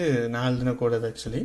ஸோ அதில் போனதில் கிட்டத்தட்ட ஒரு 300-400 பேர் இஷ்யூ ஃபேஸ் பண்ணியிருக்காங்க. 200 பக்கு போட்டாங்க காலையில் மண்டே மார்னிங்கே. ஸோ 200 பக்கு கிளைண்ட்டு போட்டாங்கன்னா கிட்டத்தட்ட ஒரு மிட் சைஸ் கம்பெனியில் அது ஒரு பெரிய விஷயம். அதனால் உடனடியாக எல்லாத்துக்கும் காலெலாம் பறந்துருக்கு, டக்குன்னு எல்லோரும் ஆஃபீஸ் சீக்கிரம் வந்துட்டாங்க. நான் போகிறதுக்குள்ளே ஆல்மோஸ்ட் இந்த இஷ்யூவை ரிவோக் பண்ணிட்டாங்க. அந்த ரிலீஸே கீழ் என்விரான்மெண்ட்டுக்கு எடுத்துகிட்டு வந்துட்டாங்க. யூஐடிக்கு ப்ரொடக்ஷன்லேருந்து ரிலீஸே ரிமூவ் பண்ணி விட்டாங்க. ஸோ அந்த மாதிரிலாம் நடந்தவொடனே சரி நம்ம பேப்பர் வந்து கொஞ்சம் பாப்புலர் ஆகிடுச்சு. சரி இந்த பையன் வந்து இப்படி இருக்கான், இவனை கொஞ்சம் பார்த்துக்கோங்கடா அப்படின்ற மாதிரி சொல்லிட்டாங்க. நம்மளை கொஞ்சம் தனி கவனம்னு சொல்லிட்டு ஆரம்பிச்சிட்டாங்க அதுக்கப்புறத்துலேருந்து. ஸோ இப்படியே போயிட்டு இருக்கும்போது ஃபஸ்ட்டு ஒரு ரெசிஷன் வந்துச்சு ராம்கோவில். ஆளை டக்குன்னு தூக்குனாங்க. என் கூட 2 முறை ஜாயின் பண்ணாங்க. ஒரு நார்த் இந்தியா பையன் ஒருத்தன், பேர் மொயின் நினைக்கிறேன் ஐ திங்க். ஸோ அவன் திடீர்னு வந்துட்டு என் கூட ஒர்க் பண்ண ரொம்ப நல்லா ஒர்க் பண்ணுவான், ஒரு டெடிக்கேட்டடாக ஒர்க் பண்ணக்கூடிய பையன். அவன் வந்து பார்த்திங்கன்னா திடீர்னு பிங் பண்ணி ஹெச்ஆர் வந்துட்டு கூப்பிட்டாங்க. என் கண்ணு முன்னாடி நடந்துச்சு ஆக்சுவலி. ஹெச்ஆர் வந்து பிங் பண்ணி கூப்பிட்டாங்க, நீ வந்து என்னோடய பிளேஸ்க்கு வா அப்படின்னாங்க. அவன் போனான். என்ன நடந்துச்சுன்னு தெரில. மறுநாள் போனவன் தான் ஆக்சுவலி. அவன் டெஸ்க்குக்கு ரிட்டர்னே ஆகலை. ஸோ இது வந்து எல்லாருமே வந்து பயங்கர ஷாக். அப்படியே பயங்கரமாக பரபரப்பாக ஒரு பேச்சாக போய்கிட்டு இருந்துச்சு ராம்கோஸ்டத்தில். லைக் நிறைய பேர் வந்து இது மாதிரி ஃபயர் ஆகிட்டாங்க அந்த சுச்சுவேஷனில். ஒரு 5-6 பேர்கிட்ட தெரிஞ்சே ஃபயர் ஆகிட்டாங்க. டோட்டலாக ஐ திங்க் ஒரு 100 பேர்கிட்ட ஃபயர் ஆகிருப்பாங்கன்னு நினைக்கிறேன். ஸோ அப்படி ஃபயர் ஆனதுக்கப்புறம் ரொம்ப ஏன்னா இட்ஸ் இது இல்லை, ஒரு வித்தியாசமான இதுன்றனால ஒரு பயங்கரமாக எல்லோரும் பரபரப்பாக பேசிகிட்டு இருந்தாங்க. அங்கே பேசுகிறாங்க நம்ம கேங் கூட பேசுவோம், நம்ம டீம் லீடர் எல்லோரும் பேசிக்கிட்டே இருக்காங்க. அங்கே அவங்க ரூம் போட்டு பேசிக்கிட்டே இருக்காங்க. எனக்கு பெருசாக ஒன்றும் இல்லை, சரி என்னடா போய் இது இப்படின்னு ஒன்று இருந்துச்சு. பட் இருந்தாலும் எல்லோரும் பரபரப்பானோடனே நானும் கொஞ்சம் பரபரப்பாயிட்டேன். ஐயோ நம்ம வந்து ஒரு 2 வருஷம் ஆயிடுச்சு, பெருசாக எனக்கு அப்பவும் புத்தியில் பெருசாக ஒன்றுலாம் ஐடியாலாம் இல்லை. நம்ம போயிட்டு எதோ உலகமே செலக்ட் ஸ்டாஃப் தான் போட்டுட்ருக்கு, நம்மளும் தான் போட்டுட்ருக்கோம் அப்படின்ற மாதிரி இருந்தால் ஒரு ஐடியாவே இல்லாமல் தான் தெரிஞ்சுக்கிட்டு இருந்தேன். பெருசாலாம் ஒன்றும் இல்லை. அப்போ தான் என்னாச்சு அப்படின்னா, எங்கள் டீமில் இருக்கிறவங்க மற்றவங்கலாம் என்ன பண்ணாங்கன்னா, போயிட்டு ஏதாவது படிக்கலாம். எஸ்கியூஎல் சர்வருக்கு அடுத்த லெவல் என்னென்னு பார்த்தோம்னா அந்த இது இருக்குது, SSAS SSISலாம் இருக்குது, அதை நம்ம போய் படிக்கலாம்னு சொல்லிட்டு பக்கத்தில் ஒரு டெக்னாலஜி அடையாரில் இருக்குது, க்ரீன்ஸ் டெக்னாலஜின்னு ஒன்று இருக்குது, அங்கே போய் படிக்கலான்னு சொல்லிட்டு குண்டோட எல்லோரும் போய் அங்கே போய் கோர்ஸ் சேர்ந்தாங்க. ஸோ எல்லாருமே வந்தோடனே குரூப் டிஸ்கவுண்ட் தரேன்ப்பா அப்படின்னு சொல்லிட்டு அந்த ஆள் சொன்னார். அவர் ஆக்சுவலாக எங்கள் வீடெல்லாம் கட்டிட்டாரு அப்படின்னு லேட்டராக நான் தமிழ் ஆரம்பிச்சதுக்கப்புறம் ஒருத்தர் சொன்னார், ஒரு 6.5 கோடியில் வீடெல்லாம் கட்டியிருக்காருப்பா, பெருசாக பிஸ்னஸ் அதெல்லாம் பெரிய லெவலில் போயிட்டு இருக்கு அப்படின்னாரு. ஸோ அங்கே போயிட்டு சேர்ந்துட்டாங்க. சேர்ந்ததுக்கப்புறம் நான் அவங்க கூட போகல. ஆக்சுவலாக அந்த கூட்டமாக போகிறதுல போகல, எனக்கு அந்த அளவுக்கு ஐடியாவும் இல்லை. சரி நத்தை போட்டு படிச்சுக்கிட்டுன்ற ஐடியாவில் தெரிஞ்சுக்கிட்டு இருந்தேன். பட் அப்புறமா நானும் நினைச்சேன் நம்மளும் போகலாம். எல்லோரும் போயிட்டு இருந்தாங்க, சேர்ந்துட்டாங்க, எல்லோரும் படிச்சுட்டு இருக்காங்க. அப்படியே பரபரப்பாக ஒரு டிஃப்ரெண்ட் வைப் அங்கே தென்பட்டுச்சு. ஸோ சரி எல்லோரும் போய் படிக்கிறாங்களே, நம்மளும் படிக்கலாமேன்னு சொல்லிட்டு நானும் போனேன். எனக்கு அப்புறம் வந்து நான் ஒரு 2 வருஷம் எக்ஸ்பீரியன்ஸ், எனக்கு ஜூனியர்லாம் வந்துட்டாங்க. ஸோ எனக்கு ஜூனியர் ஒருத்தனை கூப்பிட்டு போனேன், கிருஷ்ணராஜன் ஒரு பையன், ரொம்ப நல்ல பையன். அவனை கூட்டிகிட்டு போனேன். ஆக்சுவலி நல்லா பேசுவான். ஸோ அவனை கூட்டிகிட்டு அங்கே போயிட்டு விசாரித்தேன். அப்புறம் அவன் வந்தாலும் தெரில ஆக்சுவலி. நான் மட்டும் தனியாக கூட போய் பார்த்தேன் ஒரு தடவை. போயிட்டு பார்த்தோன்னே என்ன படிக்கணும்னு எனக்கு தெரிலங்க, நீங்கள் ஏதாவது லைக் ஒன்றுமே தெரியல, சும்மா பிளாங்காக போனேன். நான் இந்த மாதிரி எஸ்கில்ல இருக்கேன்ற மாதிரி போனேன். அங்கே ஒருத்தர் வந்து லைக் 2-3 பேர் இருந்தாங்க. லைக் ஃபஸ்ட்டு ஒருத்தர் பேசுகிறேன், நான் அவர் தான் ட்ரெயினர் நினச்சிட்டு, நீங்கள் தான் ட்ரெயினர் நினச்சி நான் பாட்ட பேசிட்டு மண்ணா அப்படின்னு சொல்லுவாங்கல்ல ஒரு படத்தில், அந்த மாதிரி நான் பார்க்குறவங்களாம் இவன் தான் ட்ரெயினர் நினச்சி நான் பாட்ட பேசிக்கிட்டு இருந்தேன் ஒவ்வொரு ஆள்கிட்டையும். அப்புறம் அங்கே ஒருத்தர் வந்து பேசினார், இவர் தான் ட்ரெயினர்ன்ற மாதிரி சொன்னாங்க. ஒருத்தர் வெள்ளை சட்டை போட்டிருந்தார், நீட்டாக இன் பண்ணி பக்காவாக ஒரு ஜிம் பாடியில் வந்திருந்தார். வந்துட்டு கூப்பிட்டு என்னை தனியாக கூப்பிட்டு பேசினார். இந்த மாதிரி நம்ம வந்து ஒரு போருக்கு போகிறோம்னு வச்சுக்கோங்களேன், அங்கே வந்து நம்ம வந்து we have to go with all the வெப்பன்ஸோடு போகணும், நம்ம எல்லா ஆயுதங்களும் இருக்கணும், எடுத்து தாக்கணும் அப்படின்னு ஒரு மோட்டிவேஷனை போட்டு தாக்குனார். உடனடியாக போர் அப்படின்னு சொல்லிட்டு எனக்குள்ள வந்துட்டு சரி நம்ம இதை தான் ஏன் படிக்கிறோம் அவர் சொல்லிட்டாரு அப்படின்னு சொல்லிட்டு ஓகே அப்படின்னு சொல்லிட்டு வந்துட்டேன். பிக் டேட்டா படி அப்படின்னாரு. பிக் டேட்டா ஹடூப்னு வந்திருக்கு, நீ அதை படித்து அதை படிச்சிங்கன்னா நீங்கள் போருக்கு போனீங்கன்னு வச்சுக்கோங்களேன் அப்படின்னு சொல்லிட்டு அப்படியே லிட்டரலாக சொன்னார். நைட் ஒரு 9 மணி இருக்கும், 8 to 9 மணி இருக்கும். யாரும் இல்லை அந்த சென்டரில். அவரும் நானும் தான் இருந்தோம். பேசிக்கிட்டு இருந்தார். ஒரு பயங்கரமான மோட்டிவேஷன் கொடுத்து ஒரு தென்றல் புயலாகி அப்படின்ற மாதிரி நம்மளை மாற்றி விட்டார். சரி, ஓகே, அவர் சொல்கிறாரு அப்படின்னு சொல்லிட்டு அப்போலாம் என்னோடய சம்பளமே 20,000 தானே, 22,000. ஸோ ஒரு மாதம் சம்பளத்தை கொடுக்குற மாதிரி இருக்கும், வீட்டுக்கு கொடுக்க முடியாது அப்படின்ற மாதிரிலாம் இருந்துச்சு. நான் சேர்த்தெல்லாம் வைக்கிற பழக்கம்லாம் ஒன்றுமே கிடையாது. எங்கே செலவாகுதுன்னு தெரியல, ஐடியா இல்லை. ஆனால் செலவாகிட்டே தான் இருந்துச்சு. அப்புறம் சரி வந்ததுக்கப்புறம் சரி ஒரு மாதம் 25,000 கேட்குறாரு, நம்ம என்ன பண்ணுறது அப்படின்னு சொல்லிட்டு யோசித்தேன். சரி பரவாயில்ல, போனாலும் போயிடுவோம்னு சொல்லிட்டு ஒரு பெருசான ஒரு கான்ஃபிடென்ட்லாம் இல்லை. சரி போய் சேர்ந்துருவோம் அப்படின்னு சொல்லிட்டு போய் சேர்ந்துட்டேன். சேர்ந்ததுக்கப்புறம் அவர் ட்ரெயினர் இல்லைன்னு எனக்கு அப்புறம் தான் தெரிய வந்துச்சு. அப்புறம் இன்னொரு ட்ரெயினர் வந்தார் ஒருத்தர். அவர் பேர் ஐ திங்க் இப்போ கூட லிங்க்டின்ல கான்டாக்டில் இருக்கார் அவர். ஸோ அவர் அந்த ஸ்ரீகாந்த்னு ஒருத்தர் வந்தார். அவர் வந்தார், இப்போ யூஎஸ் வந்துட்டார். அவர் ட்ரைனிங் எடுத்தார், பக்காவாக எடுத்தார். ஒரு 2-3 செஷன் இனிஷியலாக ஒரு இன்ட்ரோடக்ஷன் பக்காவாக ஒரு டேக் ஆஃப் பண்ணார். சூப்பராக இருந்துச்சு. அப்புறம் அவர் இல்லாமல் இன்னொருத்தர் வேறு செஷன் வந்து எடுக்க ஆரம்பித்தார். லைக் அந்த இன்ஸ்டாலேஷன் அதுக்கெலாம் இன்னொருத்தர், அது ஆவரேஜ் தான் இருந்துச்சு. பட் ஸ்ரீகாந்த் வந்து ஒரு இன்ஸ்பயர் பண்ணிட்டு போயிட்டார். நம்மளை ஃபஸ்ட் செஷன்லேயே வந்து பிக் டேட்டானா என்ன அப்படின்னு கொடுத்து ஒரு புது ஃப்ரெஷ் வேர்ல்டுக்கு நம்மளை கூட்டிகிட்டு போயிட்டார். பயங்கரமாக கிளாஸ் எடுத்துட்டார் அவர். எடுத்தோடனே சரி நல்லா இருக்கே அப்படின்னு சொல்லிட்டு நம்ம வந்து அதில் கொஞ்சம் படிக்க ஆரம்பித்தேன். அங்கே மெயினாக இன்னொன்று என்ன நினச்சுன்னு பார்த்தீங்கன்னா, அங்கே என் கூட படித்தவங்க பார்த்திங்க அப்படின்னா லைக் ஒரு சீனியர், ஒரு கிட்டத்தட்ட 18 years அந்த லெவலில் எக்ஸ்பீரியன்ஸ் உள்ளவங்க, அவங்களும் வந்திருந்தாங்க. அப்புறம் இன்னும் 2-3 பேர் எனக்கு அங்கே கான்டாக்ட்ஸ் கிடச்சாங்க. ஸோ அங்கே கான்டாக்ட் கிடச்சவங்களாம் பார்த்திங்க அப்படின்னா இப்போ லைக் அப்போ ஏர்லி அடாப்டர்ஸ் அவங்க, ஐ திங்க். ஏன்னா அப்போ தான் மார்க்கெட்டில் அது வருதுன்ற போதே அவங்களாம் படிக்க வந்திருக்காங்க. ஸோ அவங்க எல்லாமே ஒரு என்ன சொல்கிறது, எல்லாமே ஒரு நல்ல மோட்டிவேஷனாக இருக்காங்க. அதில் இப்போது அங்கே படித்தவங்க எல்லாருமே வேலை கிடச்சிருச்சு. சிடிஎஸில் ஒருத்தங்க டேரக்டராக இருக்காங்க, ஒருத்தங்க ஓன் பிஸ்னஸ் கம்பெனி வச்சு ரன் பண்ணிகிட்ருக்காங்க. பெரிய லெவலில் தான் இருக்காங்க அவங்க எல்லாருமே. ஸோ அவங்க எல்லாமே ஒரு கான்டாக்ட் கிடச்சிது, அங்கே ஒரு நல்ல கான்டாக்ட் கிடச்சிது. ஸோ அவங்க எல்லாருமே படிச்சுட்டு இருந்தோம். அண்ட் எங்களுக்கு முன்னாடி ஒரு பேச்சுலர் ஒரு பொண்ணு போயிட்டு அங்கே செலக்ட் ஆச்சு. அதெல்லாம் வந்து இப்போ இன்டர்வியூலாம் பேசிச்சிருந்துச்சு. நான் அப்பவும் காசு ஃபுல்லாக கட்டல. ஆக்சுவலி அங்கே ஒரு தாத்தா இருப்பாங்க, இப்போ இருக்காங்களான்னு தெரில. ஸோ அவரை பார்த்தாலே நான் ஓடுவேன், ஃபீஸ் கட்டலன்னு வெரைட்டிலாம் வருவார். ஸோ அந்த மாதிரிலாம் காமெடி பண்ணிட்டு இருந்தேன் அவங்ககிட்ட போயிட்டு. ஸோ அப்புறம் முடிஞ்சிருச்சு, கிளாஸ் முடிஞ்சிருச்சு அப்படின்னு சொல்லிட்டு கடைசியில் கொஞ்சம் ஒரு மாதிரி சொதப்பலாம் தான் முடிஞ்சிச்சு. அது அவங்களோட தப்பா இல்லை நம்ம தப்பான்றது தெரியல. பட் ஆனால் ஓவரால் ஓகே தான், அவங்க இருக்க முடிஞ்ச அளவுக்கு எடுப்பாங்க. நான் அப்போது சென்டருக்கு போகும்போது நான் ஒரே ஐடியாவில் தான் போனேன். சென்டரில் நம்ம நம்பக்கூடாது, நம்ம நம்பிப்போம், கொடுக்குறத கொடுக்கட்டும், பார்த்துக்கலாம் அப்படின்ற மாதிரி போயிட்டேன். இன்னும் 20,000 போயிடுச்சு, 25,000, 20,000, 22,000 சம்திங்.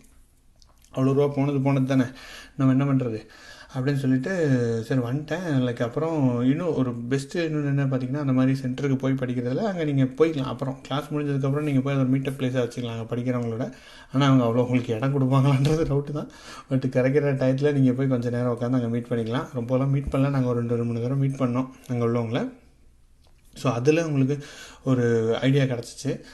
அப்புறம் சரி கொஞ்ச நாள் கழிச்சு இன்டர்வியூ ரெஸ்யூம் போடலாம் அப்படின்னு சொல்லிட்டு ஒரு இன்டர்வியூக்கு ரெஸ்யூம் போட்டேன். 2.5 வருஷம் ஆயிடுச்சு, ஆல்மோஸ்ட் 2 வருஷம் ஆயிடுச்சு. அப்புறம் சரி ரெஸ்யூம் ரெடி பண்ணி ப்ரிப்பேர் பண்ணி போட்டேன், ஒரு கம்பெனிக்கு போட்டேன். அவன் வந்துட்டு கேட்குறான், லைக் இந்த இது ஸ்மால் ஸ்கேல் இண்டஸ்ட்ரி இருக்குல்ல கிண்டியில், அங்கே தான் போய் பண்ணேன் ஃபஸ்ட் இன்டர்வியூ. போனால் அவன் வந்து கேட்குறான் கேள்வி பிக்லேருந்து கேட்டான்.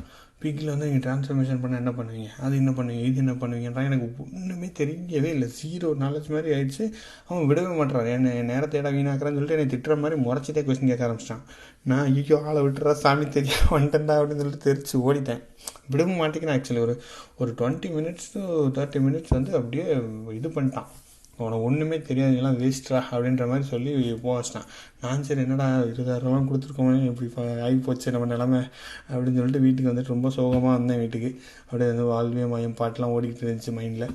வாழ்விய மாயம் அந்த பேக்ரவுண்ட் மியூசிக்கோட வீட்டுக்கு வந்து ரொம்ப அப்படியே என்ன சொல்கிறது, முடிஞ்சுப்போ என்னடா இப்படி ஆயிடுச்சு நம்ம நிலமைன்ற மாதிரி ரொம்ப சோகமாக இருந்தேன்.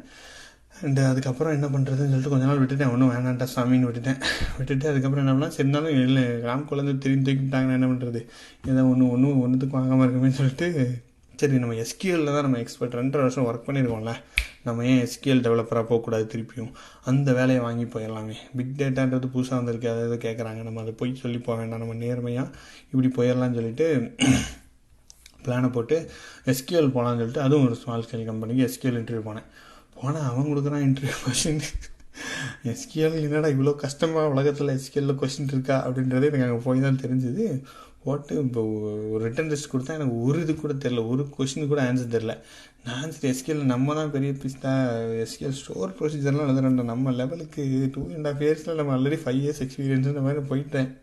போய் பார்த்தா அவன் கேட்குற கேள்விக்கு எனக்கு ஒன்றுத்துக்குமே ஆன்சரே தெரியல. ஸோ அகெயின் ஃபெயில் ஆயிடுச்சு.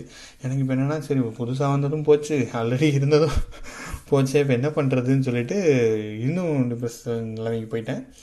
சோகமாயிட்டேன். ஆக்சுவலி டிப்ரெஷன் சொல்ல முடியாது, சோகமாயிட்டேன். ஐயோ இப்படி ஆகிப்போச்சே அப்படின்னு சொல்லிட்டு சுற்றிக்கிட்டே தெரிஞ்சேன். கொஞ்ச நாளைக்கு ஒன்றுமே இல்லை, எனக்கு ஒரு இதாக தான் இருந்துச்சு. அப்போது எங்கள் ஆஃபீஸில் ஒரு கேங்கில் நான் சாப்பிட போயிட்டுருப்பேன் மதியம். அந்த 4 பேர் கேங்கெல்லாம் போயிடுச்சு. அது பல கதைகள் நடந்துச்சு அந்த கேங்கில். அது ஒரு இன்ட்ரெஸ்டிங்காக தனி பாட்காஸ்ட்டாகவே போடலான்றதுனால அந்த கதையெல்லாம் நான் இங்கே சொல்லலை, அது தனியாக அப்புறம் சொல்கிறேன். அது ஒரு என்ன சொல்கிறது, ஒரு அட்டக்கத்தி கதைகள்லாம் நிறைய நடந்துச்சு ராமகோசத்தில் எனக்கு. ஸோ அது தனி பாட்காஸ்ட்டு. இப்போ நம்ம கரியரை ஃபோக்கஸ் பண்ணுறதுனால இங்கே ஃபோக்கஸ் பண்ணுவோம். இங்கே ஒரு 4 பேர் இருப்பாங்க. 4 பேர் கூட நான் சாப்பிட போவேன் மதியத்தில். ஸோ சாப்பிட போகும்போது அவங்க எல்லாம் நல்லா பேசிகிட்டு இருப்பாங்க. ஸோ அவங்க அங்கே ஒருத்தர் பாரதின்னு ஒருத்தர் இருப்பார் ஆக்சுவலி, அப்புறம் தினேஷ்னு ஒருத்தர் இருப்பார், செந்தில்குமார்னு ஒருத்தர். இவங்கெல்லாம் ஒரு நல்ல கேங்க. இவங்க எல்லாமே கல்யாணம் மேரேஜ் ஆனவங்க, ஓரளவுக்கு நம்மளோட ஒரு பெரிய ஆட்கள் வச்சுக்கோங்களேன், எக்ஸ்பீரியன்ஸு. ஒவ்வொருத்தரும் ஒவ்வொரு விதத்தில் எக்ஸ்பர்ட். அப்புறம் இன்னொருத்தர் பேர் மன்ட் ஆக்சுவலி ரொம்ப நல்லா பேசுகிற வரும். ஸோ அவங்க கூட சாப்பிட போகிறதுனால அவங்க பேசுகிறது எல்லாமே வித்தியாசமாக இருக்கும். லைக் அவங்களோட டாபிக்ஸ் பேசுகிறது எல்லாமே வித்தியாசமாக இருக்கும், காமெடியாக பேசுவார். பாரதி நல்ல மோட்டிவேட்டடான பர்சன், அவர் வித்தியாசமாக பேசுவார். தினேஷ் ரொம்ப ஒரு என்ன சொல்கிறது, ஒரு நாலேஜபிள் பர்சன் சொல்லலாம். அவர் அந்த மாதிரி பேசுவார். அது ஒரு டிஃப்ரெண்ட் பெர்ஸ்பெக்டிவ் கிடைக்குங்க. அது லைக் இப்போ நீங்கள் ஆஃபீஸில் இருக்கீங்களா என்னன்னு தெரியல, லைக் இப்போவும் எனக்கு என்னென்னா நம்ம சுற்றி இருக்கிறவங்க நம்மளோட என்ன சொல்கிறது, இந்த மாதிரி உள்ளவங்க கூட சேர்ந்தால் நமக்கு இன்னும் பெட்டராக இருக்கும்னு எனக்கு தோணும். நான் முடிஞ்ச அளவுக்கு அவங்க கூட அசோசியேட் பண்ணிக்க ட்ரை பண்ணுவேன். நம்ம எதுவுமே நம்ம முட்டாள் தான், ஒன்றும் பெரியாலாம் கிடையாது. பட் அந்த மாதிரி உள்ளவங்க கூட நம்ம சேர்ந்துக்கிறது நமக்கு நம்மளோட வாழ்க்கையை தெரிஞ்சோ தெரியாமல் கண்டிப்பாக மாற்றோன்றது அதுலேயே எனக்கு தெரிய வந்துச்சு. ஸோ அவங்க கூட போயிட்டு இருக்கும்போது இது சரி, அவங்க சும்மா காமெடியாக தான் பேசுவாங்க. நான் அவங்களாம் சொல்லுவேன், இல்லை அப்பப்போ சொல்லுவேன், ஃபுல்லாக சொல்லிட மாட்டேன். இந்த மாதிரி நான் ஃபெயில் ஆகிடுச்சு, எனக்கு ரொம்ப இதாக இருக்குன்னு சொல்ல மாட்டேன். பட் சொல்லுவேன், அவங்க காமெடியாக எடுத்துக்குவாங்க. என்னடா போகிறேன் அப்படி ரொம்ப காமெடியாக பேசுவார். பாரதிலாம் அதை அப்படியே கன்வெர்ட் பண்ணி விட்டுருவாரு. நமக்கு அது ஒரு அவரோட ஒர்க் பண்ணுற ஸ்டைல் எல்லாமே கூட நமக்கு ஒரு இன்ஸ்பிரேஷனாக இருக்கும். ஸோ அந்த மாதிரி இதில் இருக்கிறனால கொஞ்சம் கொஞ்சமாக எனக்கு ஐடியா வந்துச்சு. அப்புறம் தினேஷ்கிட்ட போய் கேட்டேன். நான் தினேஷ் இருந்தார், அவர்கிட்ட போய் கேட்டேன். தனியாக சாப்பிட்டு போயிட்டு நீங்கள் எனக்கு நீங்கள் பண்ணுற இதை சொல்லுங்கள், லைக் என்ன நடக்குதுன்னு. அந்த எனக்கு ஃபங்க்ஷனலாக ஒரு அறிவும் கிடையாது. அவங்க கொடுக்குறத அப்படியே இம்ப்ளிமெண்ட் பண்ணி கொடுத்துட்டு இருந்தேன். பிஸ்னஸை பற்றி ஒன்றுமே தெரியாது. ஸோ அப்புறம் போயிட்டு தினேஷ்ட உட்காந்து கேட்டேன். ஒரு ஆஃப்டர்நூன் ஒரு 1:30-2 மணி இருக்கும். அவர் ஒரு 1/2 hour கிளாஸ் எடுத்தார். இதுதான் நடக்குது, இந்த மாதிரி ஒருத்தர்கிட்ட ஒரு ப்ராடக்ட் வாங்கினா சப்ளை செயின் மேனேஜ்மெண்ட்னா என்ன அப்படின்ற மாதிரி ஒரு ஃபங்க்ஷனல் ஐடியா கொடுத்தாரு. ஸோ சப்ளை செயின் மேனேஜ்மெண்ட்டை கற்றுக்கிட்டு அவர்கிட்ட வாங்கிட்டு உட்காந்து அந்த ஃபங்க்ஷனாலிட்டி, அதாவது டெக்னிக்கலாக எதுவுமே தெரியாது. அவர் ஒரு BA. ஸோ ஃபங்க்ஷனாலிட்டியை அண்டர்ஸ்டாண்ட் பண்ணி இதுதான் நடக்குது அப்படின்றத பக்காவாக மைண்டில் வச்சிட்டேன்.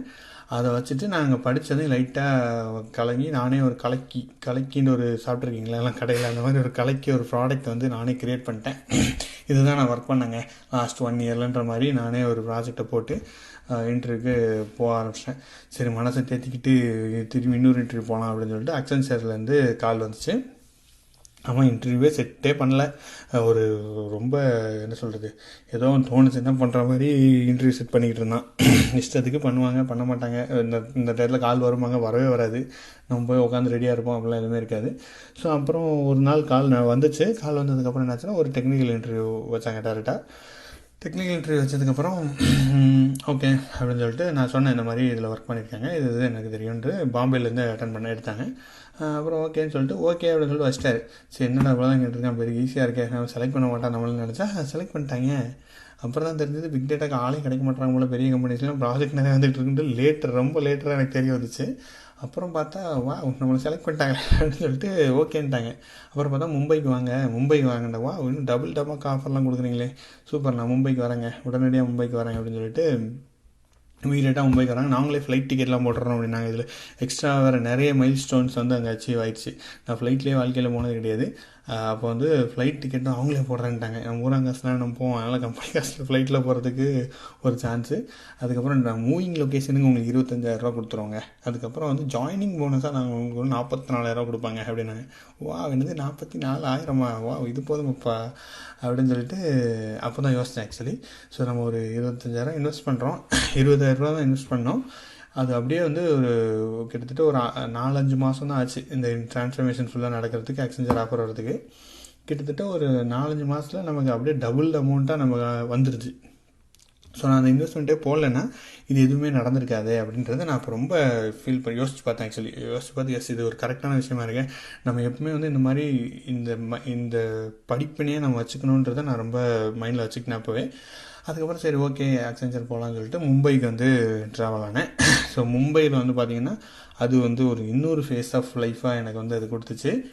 அங்கே வந்து பார்த்திங்கன்னா பார்ட்டி அது வேறு. அங்கேயும் அங்கே ஒரு 6 பேர் ஃப்ரெண்ட்ஸ் கிடச்சாங்க, யாருமே தமிழ் தெரியாது. ஸோ அது பார்ட்டி. அங்கே வந்து நான் மட்டும்தான் பிக் டேட்டாவில் ஒர்க் பண்ணுறது. அது ஒரு 200 பேர் கொண்ட குழுவாக இருந்துச்சு அந்த டீமு. அங்கே நான் மட்டும்தான் ஒர்க் பண்ணிட்டுருந்தேன்ற மாதிரியான வேறு விதமான என்னோடய லைஃப்பில் அங்கே தான் தமிழ் பூமியும் ஆக்சுவலாக ஸ்டார்ட் ஆச்சு. லைக் தமிழ் பூமி இப்போ இருக்கிற அந்த ஹடூப் பிக் டேட்டாலாம் பேசிகிட்டு இருக்கிறதெல்லாம் அங்கே வச்சு ஸ்டார்ட் ஆச்சு. அங்கே தான் எனக்கு அந்த ஒரு அட்மாஸ்பியர் அமைஞ்சிச்சு. ஸோ அது வந்து வேறு லெவலில் என் லைஃப்பை சேஞ்ச் பண்ணிச்சு. ஸோ அது என்ன அந்த கரியர் சேஞ்ச் என்னன்றதை உங்களுக்கு நான் அடுத்த பாட்காஸ்ட்டில் கண்டிப்பாக அது பேசணும். நானே ஆக்சுவலி எனக்கு இன்ட்ரெஸ்ட்டாக இருக்குது. இது பேசும்போது எனக்கே ஒரு என்ன சொல்கிறது, என்னோடய லைஃப்பை நானே ரீவிசிட் பண்ணுறதுக்கு ஒரு ஜாலியாக இருக்குது. என்ன நடந்ததுன்னு யோசிக்கிறது. நான் முன்னாடி சொன்ன மாதிரி தான், இதுவும் நான் ஸ்கிரிப்ட் எதுவுமே எழுதி பேசலை. என்ன நடந்துச்சோ அதை அப்படியே உங்களுக்கு ஃப்ளோவில் தேவையான பகுதிகளை, இந்த பாட்காஸ்ட்டுக்கு தேவையான பகுதிகளை பேசிக்கிட்டு இருக்கேன். ஏன்னா மற்ற நிறைய பகுதிகள் அதில் நடந்துக்கிட்டு இருந்துச்சு பேரலாக. ஸோ அதுவும் வந்து நம்ம தனியாக இன்னொரு எபிசோட்ஸில் போடுவோம்.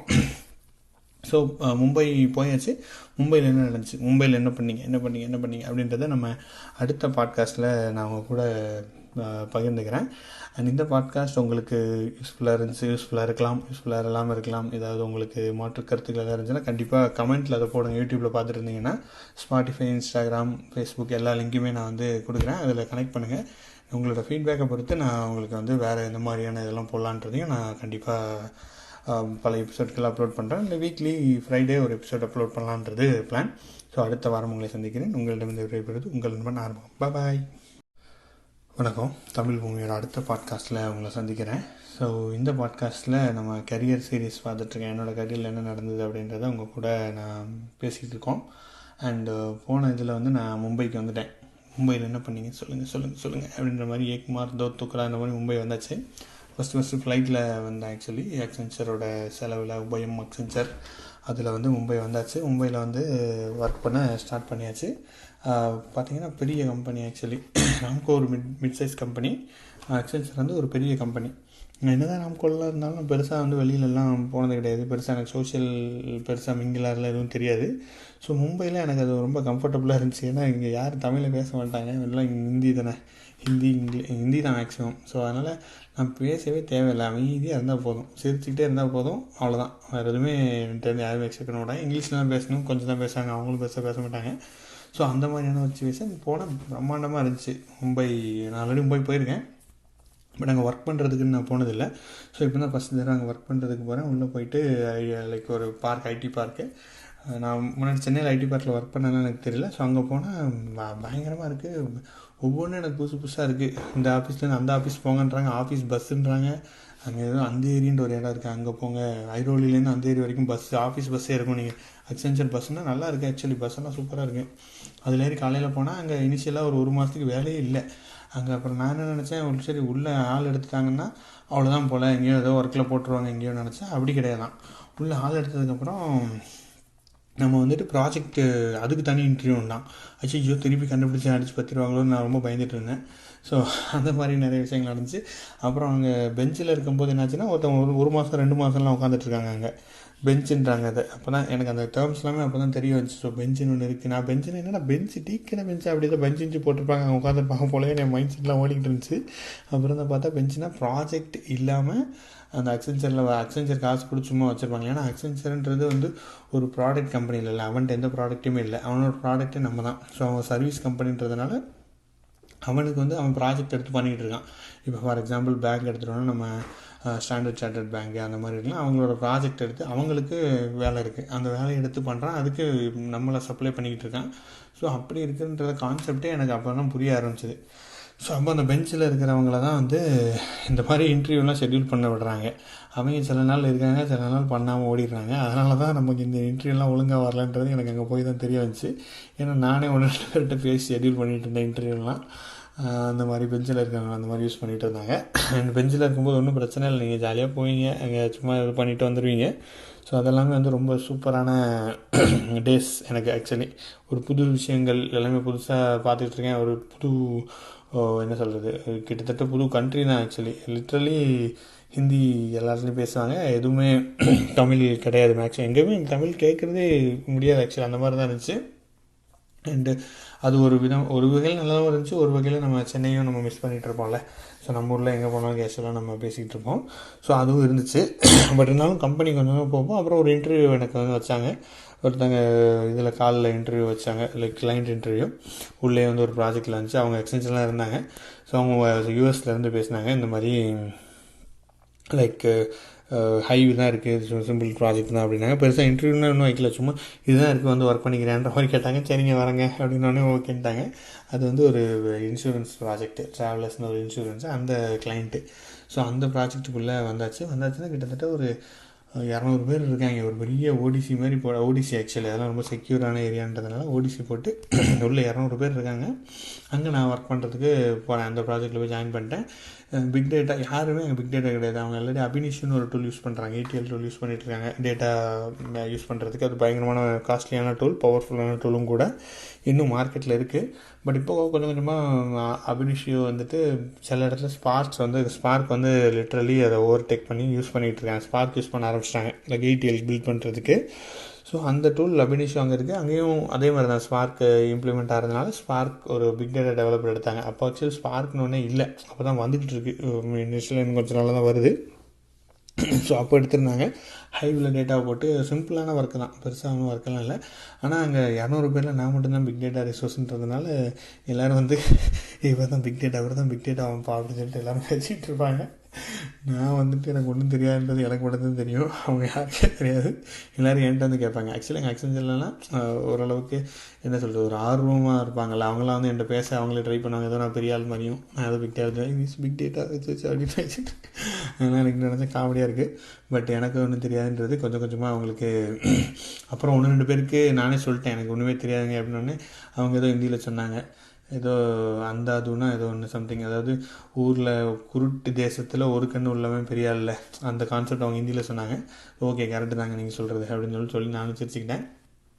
அப்புறம் அங்கே இனிஷியலாக வந்து அக்சென்ச்சரில் பார்ட்டிலாம் நடக்கும். அங்கே சரக்குலாம் ஆஃபீஸ்லேயே ஃப்ரீயாக கொடுக்க ஆரம்பிச்சிட்டாங்க. லைக் ராம்கோலாம் அந்த மாதிரி கான்செப்டே இல்லை. ஏன்னா மும்பையில் எப்படிலாம் இருக்குது அப்படின்னு சொல்லிட்டு அங்கே போனால் எல்லோரும் குடிச்சிக்கிட்டு இருக்காங்க. ஜாலியாக நீங்கள் யார் கூட வேணால் ஆடலான்ற மாதிரியான கான்செப்ட்லாம் இருந்துச்சு. ஸோ நம்ம ஜாலியாக போயிட்டு சரக்கு ஃப்ரீ எடுத்து அடித்து குடிச்சிட்டு ஒரு ஆட்டம் தான், ஒரே ஆட்டம். நம்ம ஊருக்கார பையன், நம்ம திருநெல்வேலியில் உள்ள காட்டு பையன்றதுனால இஷ்டத்துக்கு ஆடி ஓவராக குடிச்சிட்டேன். லைக் லக்கிலி எனக்கு 2 ஃப்ரெண்ட்ஸ் கிடச்சாங்க. அங்கே போகிறதுக்கு முன்னாடி இனிஷியலாக என் கூட ஜாயின் பண்ண 2 பேர், ஹரித்ரா ஜிஷ்ணு அப்படின்னு 2 பேர் இருந்தாங்க. ஸோ அவங்க எல்லாமே தமிழ் பேச மாட்டாங்க, பட் தேர் வெரி குட். அவங்க என்ன சொல்கிறது, வெஸ்ட் பெங்காலில் இருக்கிறவங்க. ஸோ அவங்க கூட போனதுனால அவங்களுக்கு ஹிந்தி தெரியணுனால அவங்க கூட ஒட்டிக்கிட்டேன்னா. ஸோ அவங்க கூட போனதுனால அவங்க ஓரளவுக்கு பார்த்து கூப்பிட்டு வந்துட்டாங்க, சேஃபாக வீட்டுக்கு கூட்டிகிட்டு வந்துட்டாங்க. ஆனால் அதை வச்சு கலாச்சிட்டு இருப்பாங்க. ஆக்சுவலி அந்த பார்ட்டியால் நான் நிறைய பேருக்கு அன்றைக்கி இன்ட்ரோடியூஸ் ஆகி ஒரு கேங் மாதிரி ஃபார்ம் ஆகிட்டோம் நாங்கள். அதுக்கப்புறம் 2-3 பொண்ணுங்க எல்லாருமே வந்து ஒரு ப்ராப்பர் கேங்காக அங்கே வந்து ஃபார்ம் ஆயிடுச்சு. ஸோ இதுக்கு தான் ஐ திங்க் இந்த பார்ட்டிஸ்லாம் இதுக்கு தான் யூஸ் ஆகுது அப்படின்னு நான் நினைக்கிறேன். So intention is to create team build மாதிரி தானே உங்களுக்கு. ஸோ ஐ திங்க் தேட்ஸ் இன்டென்ஷனாக தான் சரக்குலாம் ஊற்றி கொடுக்குறாங்கன்னு நினைக்கிறேன். ஸோ அது மாதிரி அக்சென்ச்சரில் ஒரு 4 மாதம் 3 மாதம் வரைக்கும் அந்த மாதிரி ஒரு பார்ட்டி கூப்பிட்டு போவாங்க. லோனாவாலாலாம் பார்ட்டி கூப்பிட்டு போவாங்க. பஸ் சமத்தி எல்லாத்தையும் கூப்பிட்டு போய் ஒரு நாள் நைட் அங்கே ஸ்டே பண்ணி சாட்டர்டே நைட் அங்கே சரக்கு பார்ட்டி, ஃபுல் சரக்கு நீங்கள் எவ்வளோனா குடிச்சிக்கலாம். டிஜே வாழ்க்கையில் நான் போனது அங்கே தான், ஒரே ஒரு தடவை தான் போயிருக்கேன். அதுவும் அக்சென்ச்சரில் இருக்கும்போது தான் டிஜே பார்ட்டிலாம் எனக்கு தெரியும். ஸோ ஒரு உண்மையிலே ஒரு வேறு லெவலில் ஐடி கல்ச்சர் அப்படின்னா என்னன்றதை நான் அங்கே தான் ஃபீல் பண்ணேன். அங்கே தான் நான் வந்து ஒர்க் பண்ணேன். நானும் ஒரு முழுமையாக ஐடி மனிதனாக மாறி ஆறுமுகத்தை பார் அப்படின்ற மாதிரியான ஒரு கல்ச்சர் அங்கே இருந்துச்சு. ஸோ ஸோ அப்படி இருந்துட்டு இருக்கும்போது அப்படி ஓரளவுக்கு ஒர்க்கும் ஓரளவுக்கு எனக்கு எங்கேஜிங்காக தான் இருந்துச்சு.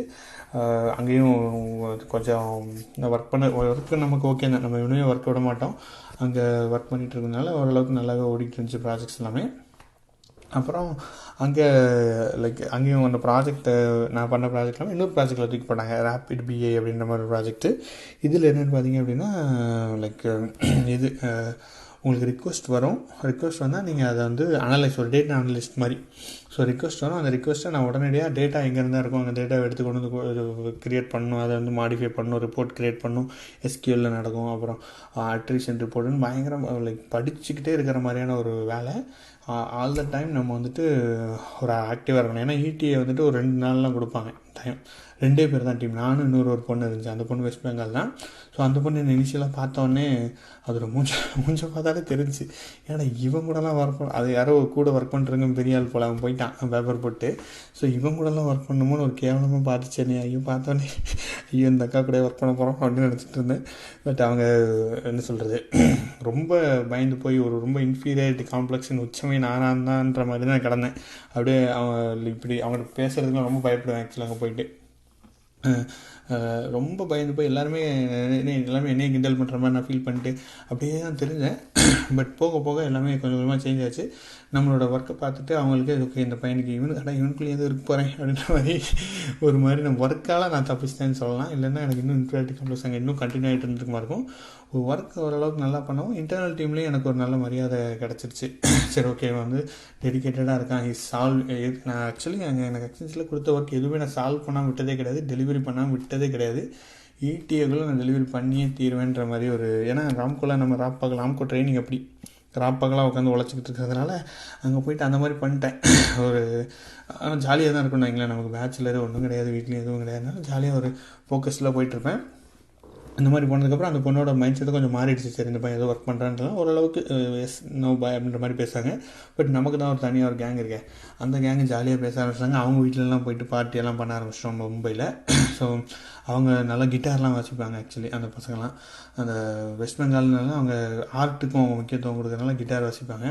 அப்புறம் பாட்டெல்லாம் பாடி அதுவும் ஒரு வித்தியாசமான அவங்க ஒருத்தவங்க வீட்டுக்கு போயிட்டு எல்லாமே பேச்சுலர்ஸ் தானே, அவங்க வீட்டில் நைட்டு இது அடிச்சுட்டு சுற்றிட்டு அவங்க பாட்டெலாம் பாடுவாங்க கிட்டாரில், அதெல்லாம் ஃபஸ்ட்டு ஜாலியாக லைஃப் போயிட்டு இருந்துச்சு. அப்புறம் அதில் யூபியிலேருந்து ஒருத்தர் இருந்தார், உத்தரப்பிரதேசம். அவரோட ஹிந்தி வேறு மாதிரி இருக்கும். ஸோ அவங்ககிட்ட நான் ஹிந்தி கற்றுக்கிட்டேன், எல்லார்கிட்டையுமே ஹிந்தி கற்றுக்கிட்டு இப்போது தோடா ஹிந்தி மாலுமே அப்படின்ற மாதிரி ஹிந்தி பேசுகிற அளவுக்கு ஓரளவுக்கு வந்துட்டோம் நம்ம. ஸோ இந்த மாதிரி வந்ததுக்கப்புறம் என்னாச்சு அப்படின்னா, அப்புறம் ஆஃபீஸில் என்ன நடந்துச்சுன்னா, வேறு அந்த டீமில் ரேபிட் பிஏல ரொம்ப நல்லாவே படிச்சுருந்தேன். அப்புறம் அங்கே சம் கோஆர்டினேஷன் அந்த மாதிரி ஒர்க்கும் வர ஆரம்பிச்சிருச்சு. ஸோ அந்த ஒர்க்கும் பண்ணிகிட்டு இருந்தேன். அப்புறம் தான் எனக்கு வந்து ஒரு தமிழ் பூமி நம்ம ஆரம்பித்த டைம் அப்போ தான் நடந்துச்சு. ஸோ அங்கே வந்து இன்டர்னலாக ப்ரமோஷன் அப்படின்ற ஒரு டாக்ஸ் வரும்போது என்னாச்சுன்னா, அக்சென்ச்சரில் எல்லாருமே ஹை பெர்ஃபார்மன்ஸ் தான் பண்ணுவாங்க. ஸோ மேக்ஸிமம் பீப்புள் பெர்ஃபார்மன்ஸ் நல்லா தான் பண்ணுவாங்க. பட் நம்ம என்ன பெர்ஃபார்ம் பண்ண போகிறோம், நம்ம என்ன டிஃப்ரென்ஷியேட் பண்ணோன்னா அதுக்கு அவங்க கேபிஐ வச்சுருப்பாங்க, இதெல்லாம் பண்ணணும் அப்படின்ட்டு. நான் என்ன பண்ணேன், சரி ஓகே நம்ம விசிபிலிட்டி கிரியேட் பண்ணால் நான் விசிபிலிட்டி கிரியேட் பண்ணிட்டேன் ஓரளவுக்கு எல்லாத்தையும் பேசிவிட்டு. அதுக்கப்புறம் நீங்கள் வந்து ஒரு செஷன் எடுக்கணும், செஷன் மாதிரி நாலேஜ் எப்படி எல்லாம் ட்ரான்ஸ்ஃபர் பண்ணுறீங்கன்ற மாதிரி நீங்கள் எடுக்கணும். அப்படி எடுத்திங்கன்னா உங்களுக்கு வந்து அது ஒரு பாயிண்ட்டுன்ற மாதிரி ரகசிய தகவல் கிடச்சி, ரகசிய தகவலாம் கிடையாது, எல்லாருமே சொல்லுவாங்க. ஸோ நம்ம ஓகே போடுற செஷன் அப்படின்னு சொல்லிட்டு அதுக்கு தான் நான் வந்து டெக்கு க்ரியேட் பண்ணிவிட்டு ஒரு செஷன் வந்து அங்கே எடுத்தேன். அந்த என்டையர் ஓடிசிலே நீங்கள் எடுத்துடலாம் ஜாலியாக, அதெல்லாம் கொஞ்சம் பதட்டமாக தான் இருந்துச்சு எடுக்கும்போது. பட் ஓகே எடுத்து ஒரு 2-3 பேர் பார்த்தாங்க அதை நம்ம எடுத்த செஷனையும். அதுக்காக கஷ்டப்பட்டு க்ரியேட் பண்ண பிபிடியை தான் நான் வந்து தமிழ் பூமியில் அப்லோட் பண்ணேன். வீடியோவாக நம்ம போட்டு அப்லோட் பண்ணலாமே அப்படின்னு சொல்லிட்டு தமிழில், அங்கே இங்கிலீஷில் பேசினேன், எனக்கு அது ஒரு சாட்டிஸ்ஃபைடாகவே இல்லை. இங்கே வந்து நம்ம தமிழில் அதே வீடியோவை அதே பிபிடியை யூஸ் பண்ணி நான் போட்டு தமிழ் பூமியில் வீடியோவாக போட்டேன். ஸோ அதுதான் வந்து ஒரு டேர்னிங் பாயிண்ட்டாக வந்துச்சு. ஸோ அந்த வீடியோ வந்து பார்த்திங்கன்னா இப்போவும் தமிழ் மூவியில் one of the highest views, introduction to big டேட்டான்றிருக்கும். நான் ஒரு ஒல்லியாக ஒரு மொக்கையான ஒரு கேமராவில் பேசிக்கிட்டு இருப்பேன், இன்னும் இருக்கேன் ஆக்சுவலி. நம்ம தமிழ் மூவியில் அந்த வீடியோ இருக்கும், நீங்கள் பார்த்தீங்கன்னா தெரியும். ஸோ அந்த வீடியோ அப்போ தான் நான் போட்டேன். ஸோ அது வந்து டக்குன்னு பார்த்தீங்கன்னா ஒரு 10-20 பேர் பார்த்துட்டாங்க டக்குன்னு போட்டோன்னே. அதுக்கு முன்னாடி என் வீடியோ யாரும் 1-2 பேர் தான் பார்ப்பாங்க. அதில் என் நம்பர் கொடுத்துருந்தாலும் எதாவது சம்திங் பண்ணியிருந்தேன்னு நினைக்கிறேன். யாரோ என்கிட்ட வந்துட்டு கிளாஸ் எடுக்க முடியுமா, பிக் டேட்டா கிளாஸ் எடுக்க முடியுமா அப்படின்னு கேட்டாங்க. சரி எடுக்கலாமே அப்படின்னு சொல்லிட்டு வாங்க உங்களுக்கு எடுக்கிறேன். அவர் சிடிஎஸில் வேலை பார்த்துட்டு இருந்தார், மேனேஜராக இருந்தார். சரி ஓகே பிக் டேட்டா கிளாஸ் எடுக்கிறேன் அப்படின்னு சொல்லிட்டு நான் அவங்களுக்கு எடுக்க பார்த்தேன். அப்புறம் என்னாச்சுன்னா அதுக்கு முன்னாடி நான் அந்த வெளியில் நான் சும்மா தேடிட்டு இருந்தேன். இந்த மாதிரி பெசன்ட் டெக்னாலஜிஸ், க்ரீன் டெக்னாலஜிலாம் ஆன்லைனில் வந்து பிக் டேட்டா கிளாஸ் எடுக்கலாம் அப்படின்ற மாதிரி பிளான் போட்டு தேடிட்டு இருந்தேன். அங்கே யாருமே காண்டாக்டே பண்ணல. அப்புறம் ஒருத்தர் என்ன சொன்னார்னா, நான் உங்களுக்கு கொடுக்குறேன், நீங்கள் நான் உங்களுக்கு ஸ்டூடெண்ட் கொடுக்குறேன் அப்படின்ற மாதிரி சொன்னார். எனக்கு கொஞ்சம் நான் ஸ்டூடெண்ட் கொடுக்குறேன்னு சொல்கிறாரு. சரி ஓகே அப்படின்னு சொல்லிட்டு பார்த்தா அப்புறம் ஒரு ஸ்டூடெண்ட் கொடுத்தாரு. அவங்க வந்து மாலத்தீவில் இருந்தாங்க. அந்த ஸ்டூடெண்ட்டு அவங்களுக்கு வந்துட்டு ஒரே ஒரு ட்ரெயினர் ஒரே ஒருத்தவங்களுக்கு மட்டும் நீங்கள் எடுங்க, அவங்க டைமுக்கு ஏற்ற மாதிரி எடுத்துருங்கன்னு சொன்னார். ஆனால் டைம் எங்களுக்கு வந்து ஒத்து வரல. நாங்கள் ஒர்க் பண்ணிட்டு இருந்ததுனால டைமிங் வந்து மிஸ் மேட்ச் ஆனதுனால இஷ்யூ வந்துடுச்சு. அவர் என்னை கூட திருந்துட்டாரு. என்னங்க எப்படி பண்ணுறீங்க அப்படி பண்ணுறீங்கன்னு சொல்லிட்டு 2000 தரேன்னாரு. அந்த ஸ்டூடெண்ட்டுக்கு கிளாஸ் எடுக்கிறதுக்கு உங்களுக்கு நான் 2000 தரேங்க அப்படின்னு சொல்லியிருந்தாரு. சரி ஓகே 2000 ஓகே இதாச்சுன்னு சொல்லிட்டு அப்புறம் வந்துட்டு டைமிங் இஷ்யூ வந்ததுனால சரி நம்மளால் பண்ண முடியாதுன்னு சொல்லிட்டு நான் விட்டுட்டேன். அவங்ககிட்ட வேணான்னு சொல்லிட்டேன். அந்த வந்த கேண்டிடேட் ஒரு பொண்ணு, அந்த பொண்ணுட்டு சொல்லிட்டேன். நான் ஆல்ரெடி அவங்களுக்கு ஒரு டிசிஷன் எடுத்திருந்தேன். ஸோ எடுத்திருந்தனால அவங்கக்கிட்ட சொன்னோடனே போயிட்டாங்க. அப்புறம் சரி எவ்வளோங்க அவங்ககிட்ட கொடுத்தீங்கன்னு கேட்டால் நான் 25000 கொடுத்தேங்க அவர்கிட்ட அப்படின்னாங்க. இது 25000 கொடுத்தீங்களா, ஒரு 50% நமக்கு ஒரு பாதியாவது 12000 கொடுத்துருக்கோம்ல, அவர் 2000 கொடுத்து எடுக்க சொல்லிட்டாரு அப்படின்னு சொல்லி நினச்சிருந்தேன். பட் ஓகே மணி டசன்ட் மேட்டர்ன்றனால ஓகே விட்டுருங்க, நீங்கள் அவங்க வேறு ஒரு ட்ரெயினர் வச்சு கொடுப்பாங்க உங்களுக்குன்னு நான் விட்டுட்டேன். அவங்களுக்கு வேறு ட்ரெயினர் வச்சு அவர் எடுத்தார். அந்த ட்ரெயினருக்கு ஒன்றுமே தெரியல, அவன் வந்து பிபிடியை வாசிக்கிறான்னு சொல்லிட்டு அவங்க திருப்பி அங்கேருந்து காசு ரீஃபண்ட் கேட்டாங்க அப்படின்னு சொல்லிட்டு ஏதோ விஷயம் வந்து திருப்பி நம்மக்கிட்டே வந்துட்டாங்க. நம்ம லேட்டராக அதாவது ஒரு 3 monthsக்கு அப்புறம் வந்தாங்க. அந்த கேப்பில் சரி நம்ம என்ன பண்ணலான்னு சொல்லிட்டு யூடியூப்பில் ஒருத்தர் கேட்டிருந்தாங்கல்ல. ஸோ நான் நினைச்சேன் சரி நம்மளே ஒரு ஆளுக்கு எடுக்கிறதுக்கு ஒரு 2-3 பேருக்கு எடுக்கலாம் அப்படின்னு சொல்லிட்டு சும்மா நானே ஒரு வீடியோ போட்டேன். இந்த மாதிரி யூடியூப்பில் நான் பிக் டேட்டா கிளாஸ் எடுக்க போகிறேன், இன்ட்ரெஸ்டட் பீப்புள் வாங்கன்னு போட்டேன். நான் பெருசாக ரெஸ்பான்ஸ்லாம் எக்ஸ்பெக்ட் பண்ணலை. பட் ஆக்சுவலி பார்த்தீங்கன்னா ரெஸ்பான்ஸ் வாஸ் ப்ரிட்டி குட். ஒரு 4-5 பேர் வந்து டக்குன்னு சேர்ந்துட்டாங்க. நம்ம என்ன சரி நான் 2000 கொடுக்குறேன்னு சொன்னால் நம்ம அதே 2000 ஆளுக்கு 2000 வாங்கிடும். 2000 வாங்கி எதுக்கு வாங்கினேன்னா அவங்களும் கமிட்டடாக இருக்கட்டும்ன்ற மாதிரி ஐடியா தான் வாங்கினேன். நமக்கு இப்போ மணி அப்போ பெருசாலாம் ஐடியாலாம் இல்லை எனக்கு எப்படி வருது என்ன ஏதுன்ட்டு. சரி ஓகே 2000 கொடுங்க அப்படின்னு சொல்கிற மாதிரி வாங்கிட்டேன். அவங்களும் ஓகே கொடுத்துட்டாங்க. யூஎஸ்லேருந்து அட்டன் பண்ணார் அவர். இன்னும் 2 பேர், ஒரு 3 பேர் 4 பேருக்கு எடுத்தேன். ஆக்சுவலி அந்த வீடியோ இன்னும் யூடியூப்பில் இருக்கும். ஆக்சுவலி நீங்கள் பார்த்தீங்கன்னா தெரியும். செந்தில்னு ஒருத்தர், நான் அவர் அங்கேருந்து யூஎஸ்லேயே வந்து பார்த்தேன். ஆக்சுவலி அவர் வீட்டில் நிறைய ஹெல்ப்லாம் பண்ணார். செந்தில்னு ஒருத்தர் இருந்தார், அவர் பார்த்து சாதின்னு ஒருத்தர், இன்னொருத்தர் 4 பேர் அட்டன் பண்ணாங்க. ஃபஸ்ட்டு பிக் டேட்டா கிளாஸு 2000 ஆளுக்கு 2000 கொடுத்தாங்க. 8000 வந்துச்சு. நான் அந்த கிளாஸு ஃபுல்லாக டெடிக்கேட்டடாக உட்காந்து 1.5 மாதம் உட்காந்து நான் படித்து மொத்த விதையும் இறக்கி சொல்லி கொடுத்துட்டேன். முடித்தோடனே ஃபீட்பேக் கேட்டேன் எல்லார்ட்டையும். வெரி குட்டு பார்ட்ஸா, இது வந்து நல்லா இருக்குன்னு சொல்லிட்டு அவர் இதில் அவங்க கம்பெனியில் இருக்கவங்களாம் ரெஃபர் பண்ணி விட்டார். ஸோ அப்படியே வந்துட்டு பிக் டேட்டா கிளாஸ் எடுக்கிறது வந்து அப்படியே கண்டினியூ ஆச்சு. எனக்கு என்னென்னா பிக் டேட்டா கிளாஸ் எடுத்து ரொம்ப மகிழ்ச்சியாக இருக்கும். ஆக்சுவலி ஒரு கிளாஸ் எடுத்து முடிச்சதுக்கப்புறம் அவ்வளோ சந்தோஷமாக இருக்கும் எனக்கு. ஸோ அந்த ப்ராசஸ் வந்து எனக்கு ரொம்ப பிடிச்சிருந்துச்சி. அதுக்கப்புறம் என்ன கிடச்சாலும் எனக்கு போனஸ் தான். ஸோ அந்த ஜாலிக்காக தான் நான் எடுத்தேன் ஆக்சுவலி கிளாஸே. ரொம்ப ஒருத்தங்களுக்கு சொல்லிக் கொடுக்குறோம், அவங்களுக்கு புரிஞ்சிருச்சு, அவங்க லைஃப்பில் ஏதோ ட்ரான்ஸ்ஃபார்ம் ஆகுதுன்றது எனக்கு ரொம்ப மகிழ்ச்சியாக இருந்துச்சு. அது வந்து காலையில் எழுந்திரிச்ச உடனே ஒரு மகிழ்ச்சியான விஷயம் உங்களுக்கு நடந்துச்சுன்னா எவ்வளோ நல்லாயிருக்கும். ஸோ காலையில் 7 மணிக்கு கிளாஸ் எடுப்பேன், 8 மணிக்கு முடிப்பேன், அப்புறம் 9 மணிக்கு ஆஃபீஸ் கிளம்பி போயிடுவேன். ஸோ காலையில் டெய்லி அந்த மகிழ்ச்சியான விஷயம் நடக்க எனக்கு வந்து ரொம்ப ஒரு ஃபீல் ஆகிடுச்சு. நான் படித்து எடுக்க ஆரம்பித்தேன். அப்புறம் டெய்லி சும்மா ஒரு வீடியோ போட ஆரம்பித்தேன் யூடியூப்பில். பிக் டேட்டா பற்றி டெய்லி ஒரு வீடியோ போட்டிருந்தேன். அப்போ தான் 4 மணியும் பொழுதுறோனமாக பிக் டேட்டா டூல்ஸும் பயங்கரமாக க்ரோ ஆகிட்டு இருந்துச்சு, அப் ட்ரெண்டில் போய்கிட்டு இருந்துச்சு. ஸோ அப்படியே போய்ட்டு இருக்கும்போது பேட்ச் பை பேட்சாக போய்ட்டு இருந்துச்சு. ஃபஸ்ட்டு 5 பேர் ஆச்சு, 9 பேர் ஆச்சு, அப்புறம் 10 பேர் ஆச்சு, அப்புறம் 20 பேர் ஆச்சு. நிறைய பேட்சில் 20 பேர்லாம் வந்துட்டாங்க ஒரு பேட்சில். அந்த மாதிரி பிக் டேட்டா பேட்சஸ் போயிட்டே இருக்கும்போது எனக்கு வந்து எனக்குள்ளே இருக்கிற ஒரு என்டர்ப்ரனர் வந்து உள்ளேருந்து வெளியே வந்துட்டார். வெளியே வந்து என்ன சொன்னார்னா, நீ ஏன் உலகத்துக்கு யூஎஸுக்காக எதுக்கு நீ உழைக்கிற, வெளிநாட்டுக்காக உழைச்சி நீ வந்து நம்ம நாட்டுக்கு வந்து துரோகம் பண்ணுற அப்படின்னு எனக்கு நானே பேசிக்கிட்டு, சரி நம்ம முன்னாடியே ராம்கோவில் இருக்கும்போது நான் வெளிநாட்டுக்கு ஒர்க் பண்ணுறேன்னு தெரியாது, அது ஒரு ப்ராடக்ட் பேஸ்ன்றதுனால இன்டர்னலாக ஒர்க் பண்ணிட்டு இருந்தேன். பட் இப்போ லிட்ரலி நான் யூஎஸில் இருக்கவங்களுக்கு ஒர்க் பண்ணுறதுனால எனக்கு வந்து அந்த வேலையை விடணும் அப்படின்ற மாதிரி மைண்ட் வந்துடுச்சு. நான் வந்து இந்த நாட்டுக்காக சேவை செய்வேங்க, நான் வந்து கம்பெனி ஓப்பன் பண்ணுவாங்க, இங்கே உள்ளவங்களுக்கு வேலைவாய்ப்பை உருவாக்குவேன், நான் வந்து வேலை கொடுப்பேன் அப்படின்ற மாதிரி எனக்கு மைண்ட் செட் வந்துடுச்சு. அதுக்கேற்றப்ப இங்கே சைடில் நம்மளோட தமிழ் பூமி பிக் டேட்டா கிளாஸஸும் நல்லா போயிட்டு இருந்துச்சு. ஸோ போயிட்டுருக்கவும் சரி ஓகே இதை நம்பி நம்ம வந்துடலாம், வந்து சென்டர் ஆரம்பித்து நம்ம மக்களுக்கு, எனக்கு ஆக்சுவலி இது ரொம்ப பிடிச்ச ஒர்க்காகவும் இருந்துச்சு. ஏன்னா சொல்லிக் கொடுக்குறது எனக்கு ரொம்பவே இதாக இருக்குது, நான் நல்லா சொல்லிக் கொடுக்குறேன்னு எல்லாம் சொன்னாங்க, ஃபீட்பேக் நல்லா இருந்துச்சு. அவங்க ரெஃபர் பண்ணி நிறைய பேர் வந்துட்டு இருந்தாங்க. அதனால் எனக்கு கான்டாக்ட்ஸும் ரொம்ப பெருசாக வந்துடுச்சு, நிறைய கான்டாக்ட்ஸ். ஏன்னா அப்போ பிக் டேட்டா படித்தவங்க எல்லாமே எக்ஸ்பீரியன்ஸ் லைக் சீனியர் அந்த டேரக்டர் கிளைண்ட்ஸ் அந்த மாதிரி உள்ளவங்களாம் படிச்சிருந்தனால எனக்கு வந்து எல்லாமே கான்டாக்ட்ஸ் வந்து ரொம்ப வந்துடுச்சு. அந்த கான்டாக்ட்ஸ் வந்து ரொம்பவே இதாக யூஸ்ஃபுல்லாக இருந்துச்சு. ஏன்னா நான் அதிகமாக ரொம்ப யார்ட்டையும் பேச மாட்டேன், நான் இன்ட்ரோவர்ட் நானே நினச்சிட்ருக்கேன். ஸோ பெருசாலாம் பேச மாட்டேன், எனக்கு பெருசாக ஃப்ரெண்ட்ஸ் சர்க்கிள்லாம் கிடையாது, 1-2 பேர் தான் பேசுவேன் இதுவாக. பட் இதில் கிடைக்கிற கான்டாக்ட்ஸ் வந்து அப்படின்னா நல்லா பேசுகிறாங்க, நமக்கு வந்துட்டு நம்மளை கேர் பண்ணிக்கிற மாதிரி இருக்காங்க, நம்மளும் அவங்களுக்கு இது பண்ணுறோம், நம்ம ஏதோ சம்திங் அவங்களோட லைஃப்பில் இம்பேக்ட் பண்ணியிருக்கு, அதனால் நினச்சிக்கும் போது ஒரு மகிழ்ச்சியாக இருந்துச்சுனாங்களேன். ஸோ அந்த மாதிரி வண்டி போயிட்டே இருந்துச்சும் போது சரி வேலையை விட்டுடலாம், அக்சென்ச்சரில் வேலையை விட்டுட்டு நான் தலையில் தான் குதிப்பேன், சென்னை வந்து கம்பெனியை தான் நான் ஆரம்பிப்பேன் அப்படின்னு சொல்லிட்டு தமிழ் பூமி டெக்னாலஜிஸ் அப்படின்னு ஆரம்பிக்கலாம் அப்படின்னு சொல்லி பிளானை போட்டு சென்னையில் பேப்பரை போட்டேன். அங்கே எல்லோரும் கேட்குறவங்கலாம் சொல்லிட்டேன், நான் அந்த மாதிரி கம்பெனி ஆரம்பிக்கிறேன். எல்லோரும் கலாய்ச்சாங்க, கொஞ்சம் பேர் நல்ல வாழ்த்து சொல்கிற மாதிரி கலாய்ச்சாங்க. சரி ஓகே, மும்பையத்தோடு நம்ம முடிச்சிடலாம் அப்படின்னு சொல்லிட்டு மும்பையை முடிச்சுட்டு எங்கள் மேனேஜரும் கேட்டார் ஆக்சுவலி, லைக் இது சென்னை மாற்றி விட்டா நீ போயிடுவியா அந்த மாதிரி நிறைய கேட்டார். இல்லை, நான் வந்து கம்பெனி ஆரம்பிக்க போகிறேன், நான் பெரிய லாபம் போகிறேன் இந்த அப்படின்னு சொல்லிட்டு எல்லாத்தையும் சொல்லிட்டேன். ஆக்சுவலி அங்கே சொல்லிவிட்டு வந்துட்டேன். அப்புறம் அங்கே இருந்த ஒரு 2.5 வருஷம் இருந்தேன் அந்த அக்சென்ச்சரில். அண்ட் அதுக்குள்ளே எனக்கு ப்ரமோஷன் கொடுத்துட்டாங்க. நான் அந்த செஷன் எடுத்ததுக்காக எனக்கு அந்த ப்ரமோஷன் கிடச்சிருச்சு. என் கூட என்னோட அதிக எக்ஸ்பீரியன்ஸ் உள்ளவங்களுக்குலாம் கிடைக்கல இந்த ப்ரமோஷன். ஸோ அது வந்து ஒரு என்ன சொல்கிறது, ஒரு ஒரு விஷயம்னு வச்சுக்கோங்களேன், அது மகிழ்ச்சியான விஷயந்தான். பட் ஓகே, அதுவும் ஒரு நல்ல விஷயம். நிறைய இதெல்லாம் பாலிடிக்ஸ்லாம் கூட பண்ண வேண்டியதாகிடுச்சு. அதனால் நம்ம பாலிடிக்ஸ்லாம் பண்ணல, ஒர்க் பண்ணோம் ஆக்சுவலி, பட் அது பாலிடிக்ஸ்னு சொல்லிக்கலாம்னு வச்சுக்கோங்க. ஸோ அந்த மாதிரி இப்போ ப்ரொமோஷன் கிடச்சதுக்கப்புறம் குறுகிய காலத்துலேயே கிடச்சி நல்ல பெர்ஃபார்மர் யூஎஸ்லாம் அனுப்புகிறேன்னாங்க. நான் யூஎஸ் வரவே மாட்டேங்க, நான் இந்திய நாட்டுக்கு சேவை செய்வேங்க அப்படின்ற மாதிரி சொல்லிவிட்டு வந்தாச்சு இந்தியாவுக்கு. சென்னை வந்துட்டேன். சென்னை மொத்தமாக ஒரு மும்பையை காலி பண்ணிட்டு சென்னை வந்து ஒர்க் பண்ண ஸ்டார்ட் பண்ணியாச்சு, தமிழ் பூமி ஸ்டார்ட் பண்ண ஆரம்பித்தாச்சு. வந்தாச்சுன்னா ஒரு பெரிய பிரச்சனை என்ன நினச்சேன் அப்படின்னா, எனக்கு நிறைய டைம் கிடச்சிருச்சு. ஸோ முன்னாடி ஆஃபீஸ்னால் காலையில் போவோம், பேக்டாக இருக்கும், நம்ம அப்படியே ஃபோக்கஸ்டாக இருப்போம். இப்போ வந்து நிறைய டைம் கிடச்சிருச்சு. காலையில் 1 மணி நேரம் கிளாஸ் எடுப்பேன், 2 மணி நேரம் கிளாஸ் எடுப்பேன், அப்புறம் என்ன பண்ணுறதுன்னு எனக்கு தெரியாது.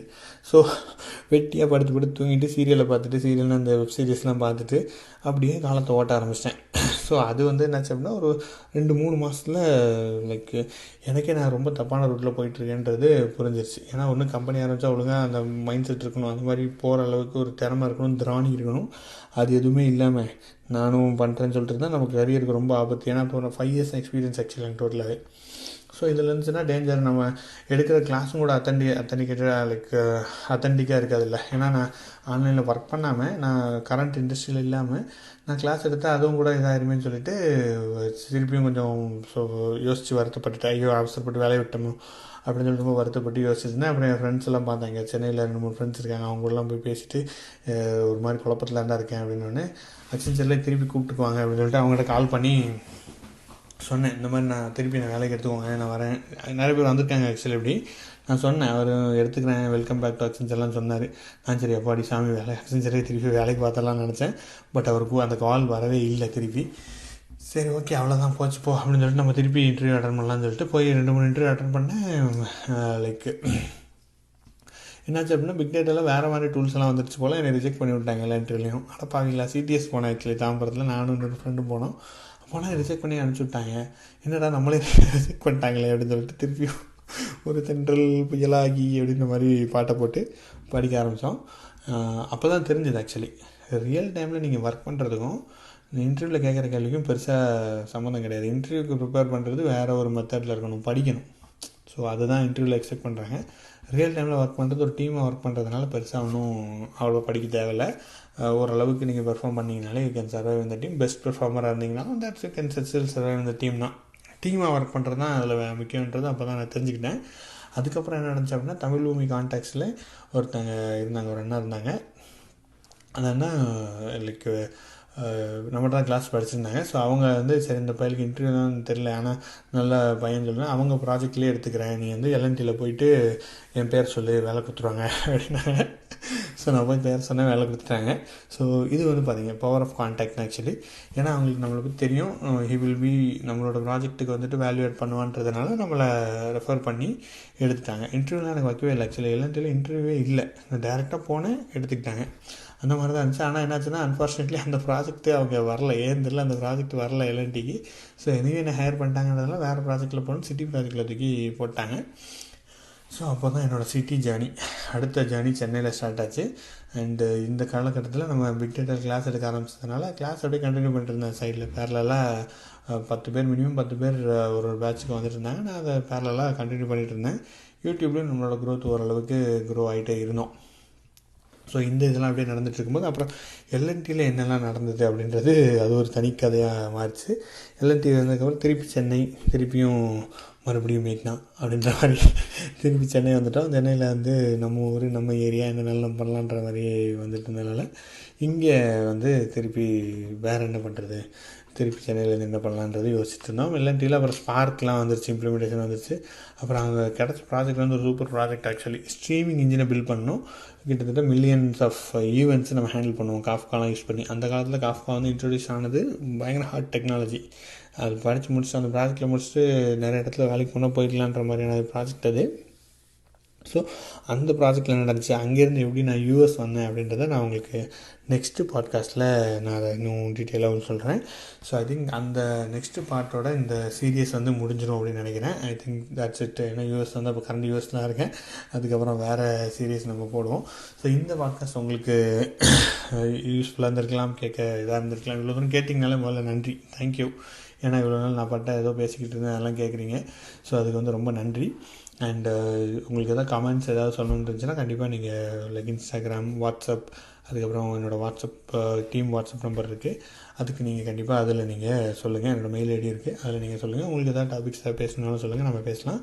அண்ட் அடுத்த பாட்காஸ்ட்டில் உங்களை சந்திக்கிறேன். அதுவரை உங்களிடமிருந்து விடைபெறுவது உங்கள் நண்பன் ஆரம்பம். பாய். வணக்கம். தமிழ் பூமியோட அடுத்த பாட்காஸ்ட்டில் உங்களை சந்திக்கிறேன். ஸோ இது வரைக்கும் நம்ம பார்த்த பாட்காஸ்ட் 3 பாட்காஸ்ட்டுக்கும் உங்களோட ஆதரவு உண்மையிலே நல்லா இருந்துச்சு. நிறைய பேர் எனக்கு மெசேஜ் அனுப்பிச்சிருக்கீங்க, நிறைய பேர் நம்ம வாட்ஸ்அப்பில் மெசேஜ் அனுப்புகிறீங்க, அப்புறம் யூடியூப்பில் கமெண்ட் போடுறீங்க. அண்ட் நிறைய பேர் சொல்கிறீங்க நல்லா இருக்குது, எனக்கு ஒரு மோட்டிவேஷனாக இருக்குது அப்படின்ற மாதிரி சொல்கிறீங்க.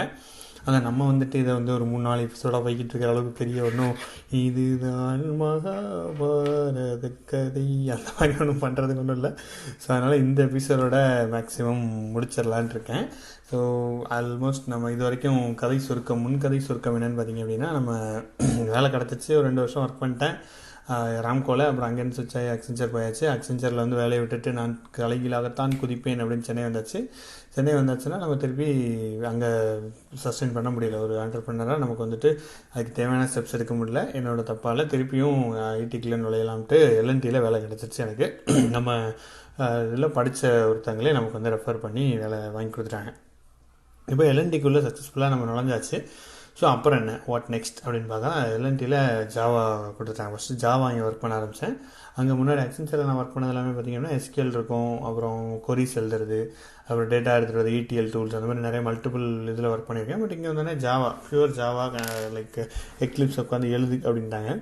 உட்காந்து எழுதி ஒரு புது ப்ராஜெக்டை பில்ட் பண்ணோம். ப்ராஜெக்ட் வந்து பார்த்திங்கன்னா ரொம்ப இன்ட்ரெஸ்டிங்கான ப்ராஜெக்ட்டு, ஒரு ஸ்ட்ரீமிங் ப்ராஜெக்ட். காஃப்கான் ஒன்று வந்து அப்போ தான் வந்துடுச்சு, இன்ட்ரடியூஸ் ஆச்சு. காஃப்கான் ஒன்று வந்து பயங்கரமாக ஸ்ட்ரீமிங்க்கு யூஸ் ஆகிட்டுருக்கு. அப்போ வந்து பிக் டேட்டா வந்து ஆல்மோஸ்ட் மெச்சூர் ஆகிட்டே வருது. இப்போ ஸ்பார்க் ரிலீஸ் ஆயிடுச்சு. லைக் முன்னாடி வந்து மேப் ப்ரொடியூஸ்னு இருந்துச்சு. மேப் ப்ரொடியூஸ்லாம் அந்த காலத்துலேயே சாக ஆரம்பிச்சிருச்சு. பிக்கெல்லாம் ஒன்றுமே கிடையாது. போன எபிசோடில் பார்த்தீங்கன்னா பிக்கில் தான் எனக்கு கொஸ்டின் கேட்டு ஒருத்தன் கொண்டே போட்டான். ஸோ அந்த மாதிரி இப்போ வந்து அந்த பிக்குன்ற டூலே இல்லாமல் போச்சு. ஸோ டெக்னாலஜி எவ்வளோ ஃபாஸ்ட்டாக எவ்வளோ இதாக மூவ் ஆகிட்டு வருதுன்றது லிட்ரலாக என்னால் விட்னஸ் பண்ண முடிஞ்சிச்சு. நான் ஜஸ்ட்டு ஒரு தடவை, ஆனால் நம்ம ஒரு தடவை ட்ரெயினில் ஏறிட்டோன்னா நம்மளை அதுவே தூக்கிட்டு வந்துடுது. லைக் இந்த சுனாமிலலாம் இருக்கிற மாதிரி தானே நடுக்கடலில் தான் சுனாமி தெரியாதவன், அந்த மாதிரி நீங்கள் வந்துட்டு பிக் டேட்டாக்குள்ளே வந்துட்டிங்கன்னா நீங்களும் அந்த ப்ராஜெக்டோடய சேர்ந்து மூவ் ஆயிடுவீங்க. அவங்கள படிக்கிற டூல்ஸ் வந்துடுறதுனால, ஆப்பர்ச்சுனிட்டிஸ் வந்ததுனால நீங்கள் படிக்க ஆரம்பிச்சிருங்கன்றதுனால நானும் அது கூட ட்ராவல் ஆகிட்டு வந்ததுனால எனக்கு இப்போ ஸ்பார்க்கும் ஒர்க் பண்ண ஆரம்பிச்சேன், காஃப்காலையும் ஒர்க் பண்ண ஆரம்பிச்சிச்சு, ஜாவாலையும் ஒர்க் பண்ண ஆரம்பிச்சாச்சு. வேறு எந்த டூல் கொண்டு வாங்கடா அப்படின்னாச்சு. அந்த டைத்தில் எனக்கு ஐ திங்க் 7 years எக்ஸ்பீரியன்ஸில் இருந்தேன். 7 or 6 தெரியல. ஸோ அப்படி இருக்கும்போது நம்ம சரி ஓகே ஒரு கை பார்த்து விடலாம்னு சொல்லிட்டு ஜாவா எழுத ஆரம்பிச்சாச்சு கோடு. எங்கள் ஒரு 6 பேர் கொண்ட குழு. நாங்கள் மும்பையில் ஒரு 2-3 பேர், சென்னையில் நான் இருந்தேன். என்னோடய மேனேஜர் ஒருத்தர் இருந்தார், சுனில்ட்டு என்னோட லீட் ஒருத்தர் இருந்தார், ரொம்ப நல்ல மனுஷன். ஸோ அவர் வந்து இங்கே இருந்தார், நான் ஒர்க் பண்ணிட்டு இருந்தேன்.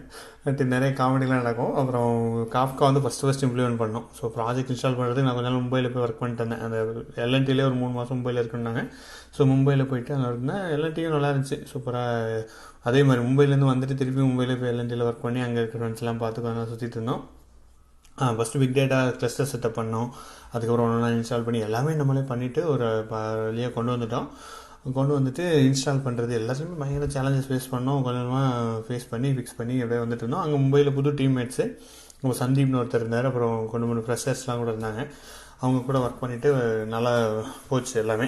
ஸோ ஒரு இம்ப்ளிமெண்ட் பண்ணிட்டோம். காஃப்கா ஓகே ப்ராஜெக்ட் பண்ணியாச்சு அப்படின்னு சொல்லிட்டு வந்தாச்சு. ஒரு ஸ்ட்ரீமிங் இன்ஜினை பில்ட் பண்ணிட்டோம் சக்ஸஸ்ஃபுல்லாக பில்ட் பண்ணியாச்சு. அப்படின்னா காஃப்கா அப்போ தான் புதுசாக வந்திருக்கு. பட் ப்ராஜெக்ட் வந்து ரியல் டைம் ப்ராஜெக்ட்டு, ஒரு பெரிய பேங்கிங் கிளைண்ட்டுன்ற போது உள்ளே வந்து நிறைய லாட் ஆஃப் ஈவெண்ட்ஸை நீங்கள் ப்ராசஸ் பண்ண வேண்டியிருக்கும். சும்மா டேட்டா வரதெல்லாம் பார்த்தீங்கன்னா கண்டபடிக்கு வரும். லைக் கிட்டத்தட்ட மில்லியன்ஸ் ஆஃப் ஈவெண்ட்ஸ், நான் என்ன சொல்கிறது, லட்சக்கணக்கான ஈவெண்ட்ஸ்னு சொல்லலாம்.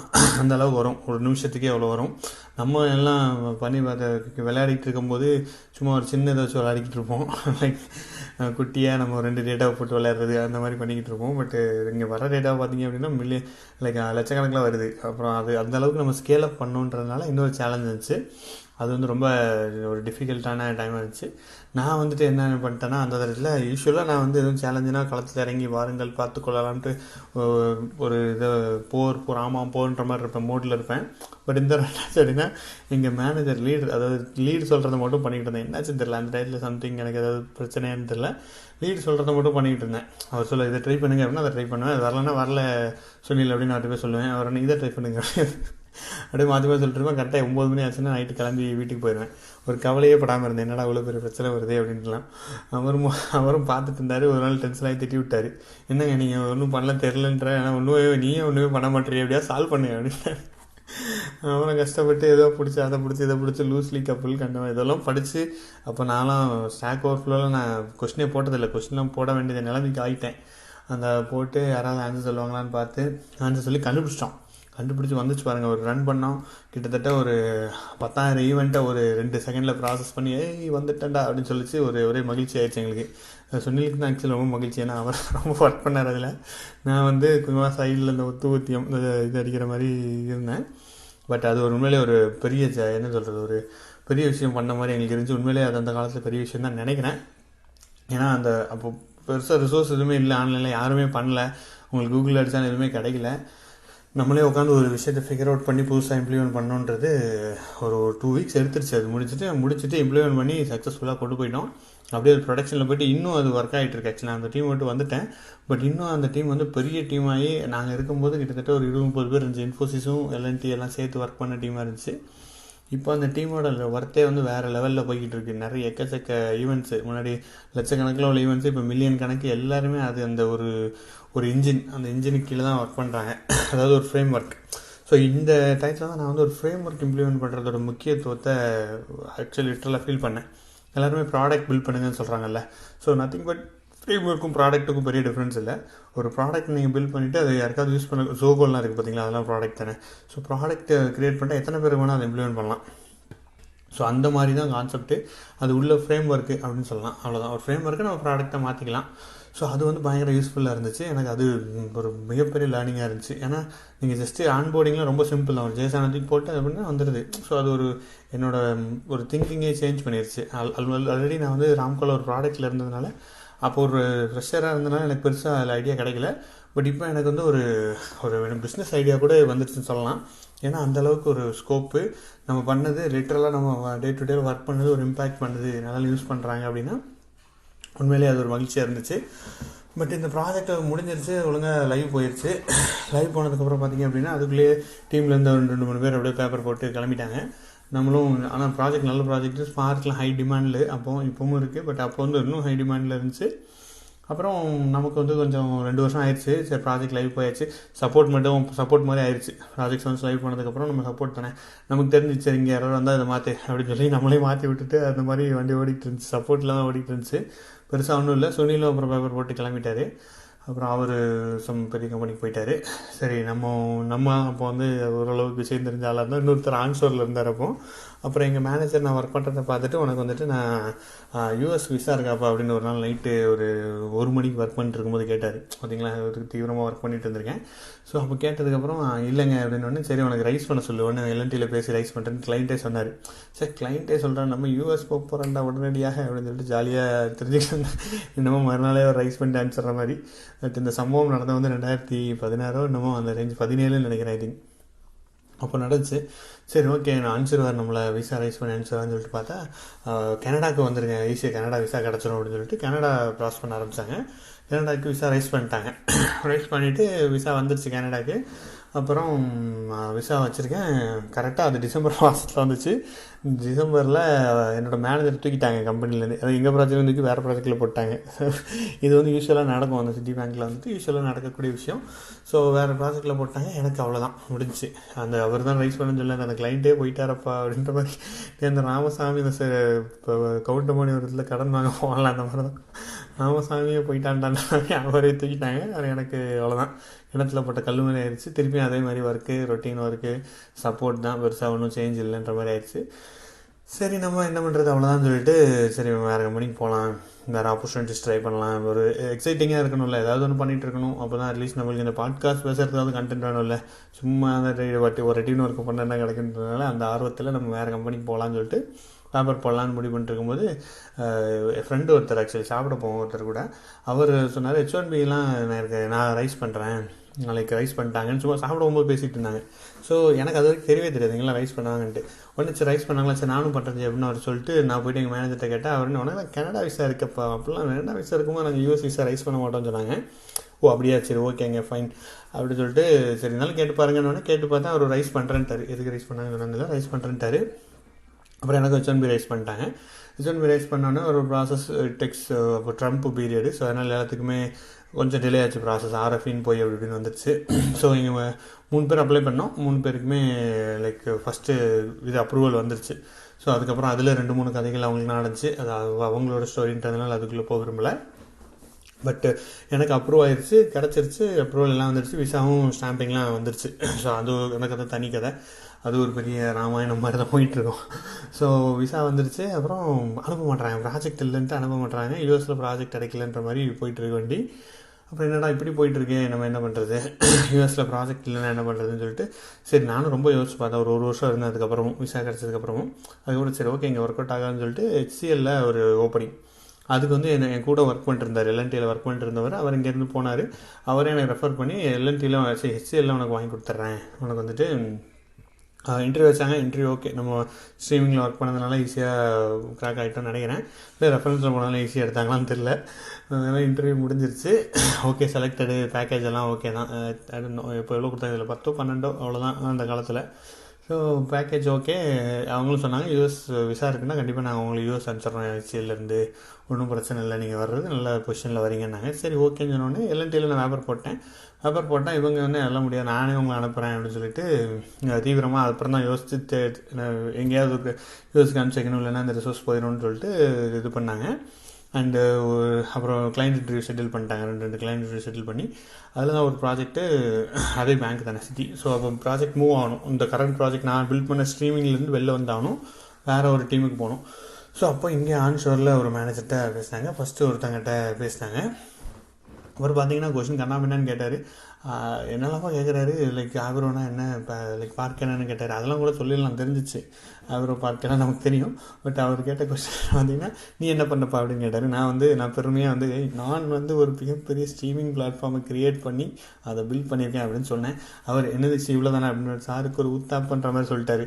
ஸோ நீ அங்கே வந்து ரேட்டாக எடுத்துகிட்டு வருவேன், இங்கேருந்து இங்கே தூக்கி போடுவேன், இவ்வளோ தான் பண்ணியா, வேறு ஒன்றும் பண்ணலையான்னு ஒரே வார்த்தையில் கேட்டார். நான் எஸ் ஓ மை காட், ஒரு 3 வருஷமாக உழைப்பை போட்டு எவ்வளோ கடின உழைப்பாக இருந்துச்சு அப்படின்னு இந்த அந்த அஜித் இவங்கெல்லாம் சொல்லுவாங்கள்ல, உழைப்பு பாருங்கப்பா அப்படின்னு அந்த மாதிரி நினச்சிக்கிட்டு இருந்தால் அவர் ஒரேதியாக தூக்கி எரிஞ்சிட்டார். ஒன்றுமே இல்லை, நீ பண்ணது வேஸ்ட் அப்படின்னு சொல்லி ரிஜெக்ட் பண்ணி விட்டார். நீ சார் நம்ம எவ்வளோ பெரிய ஆளாக நம்ம நினச்சிக்கிட்டு இருந்தோம்.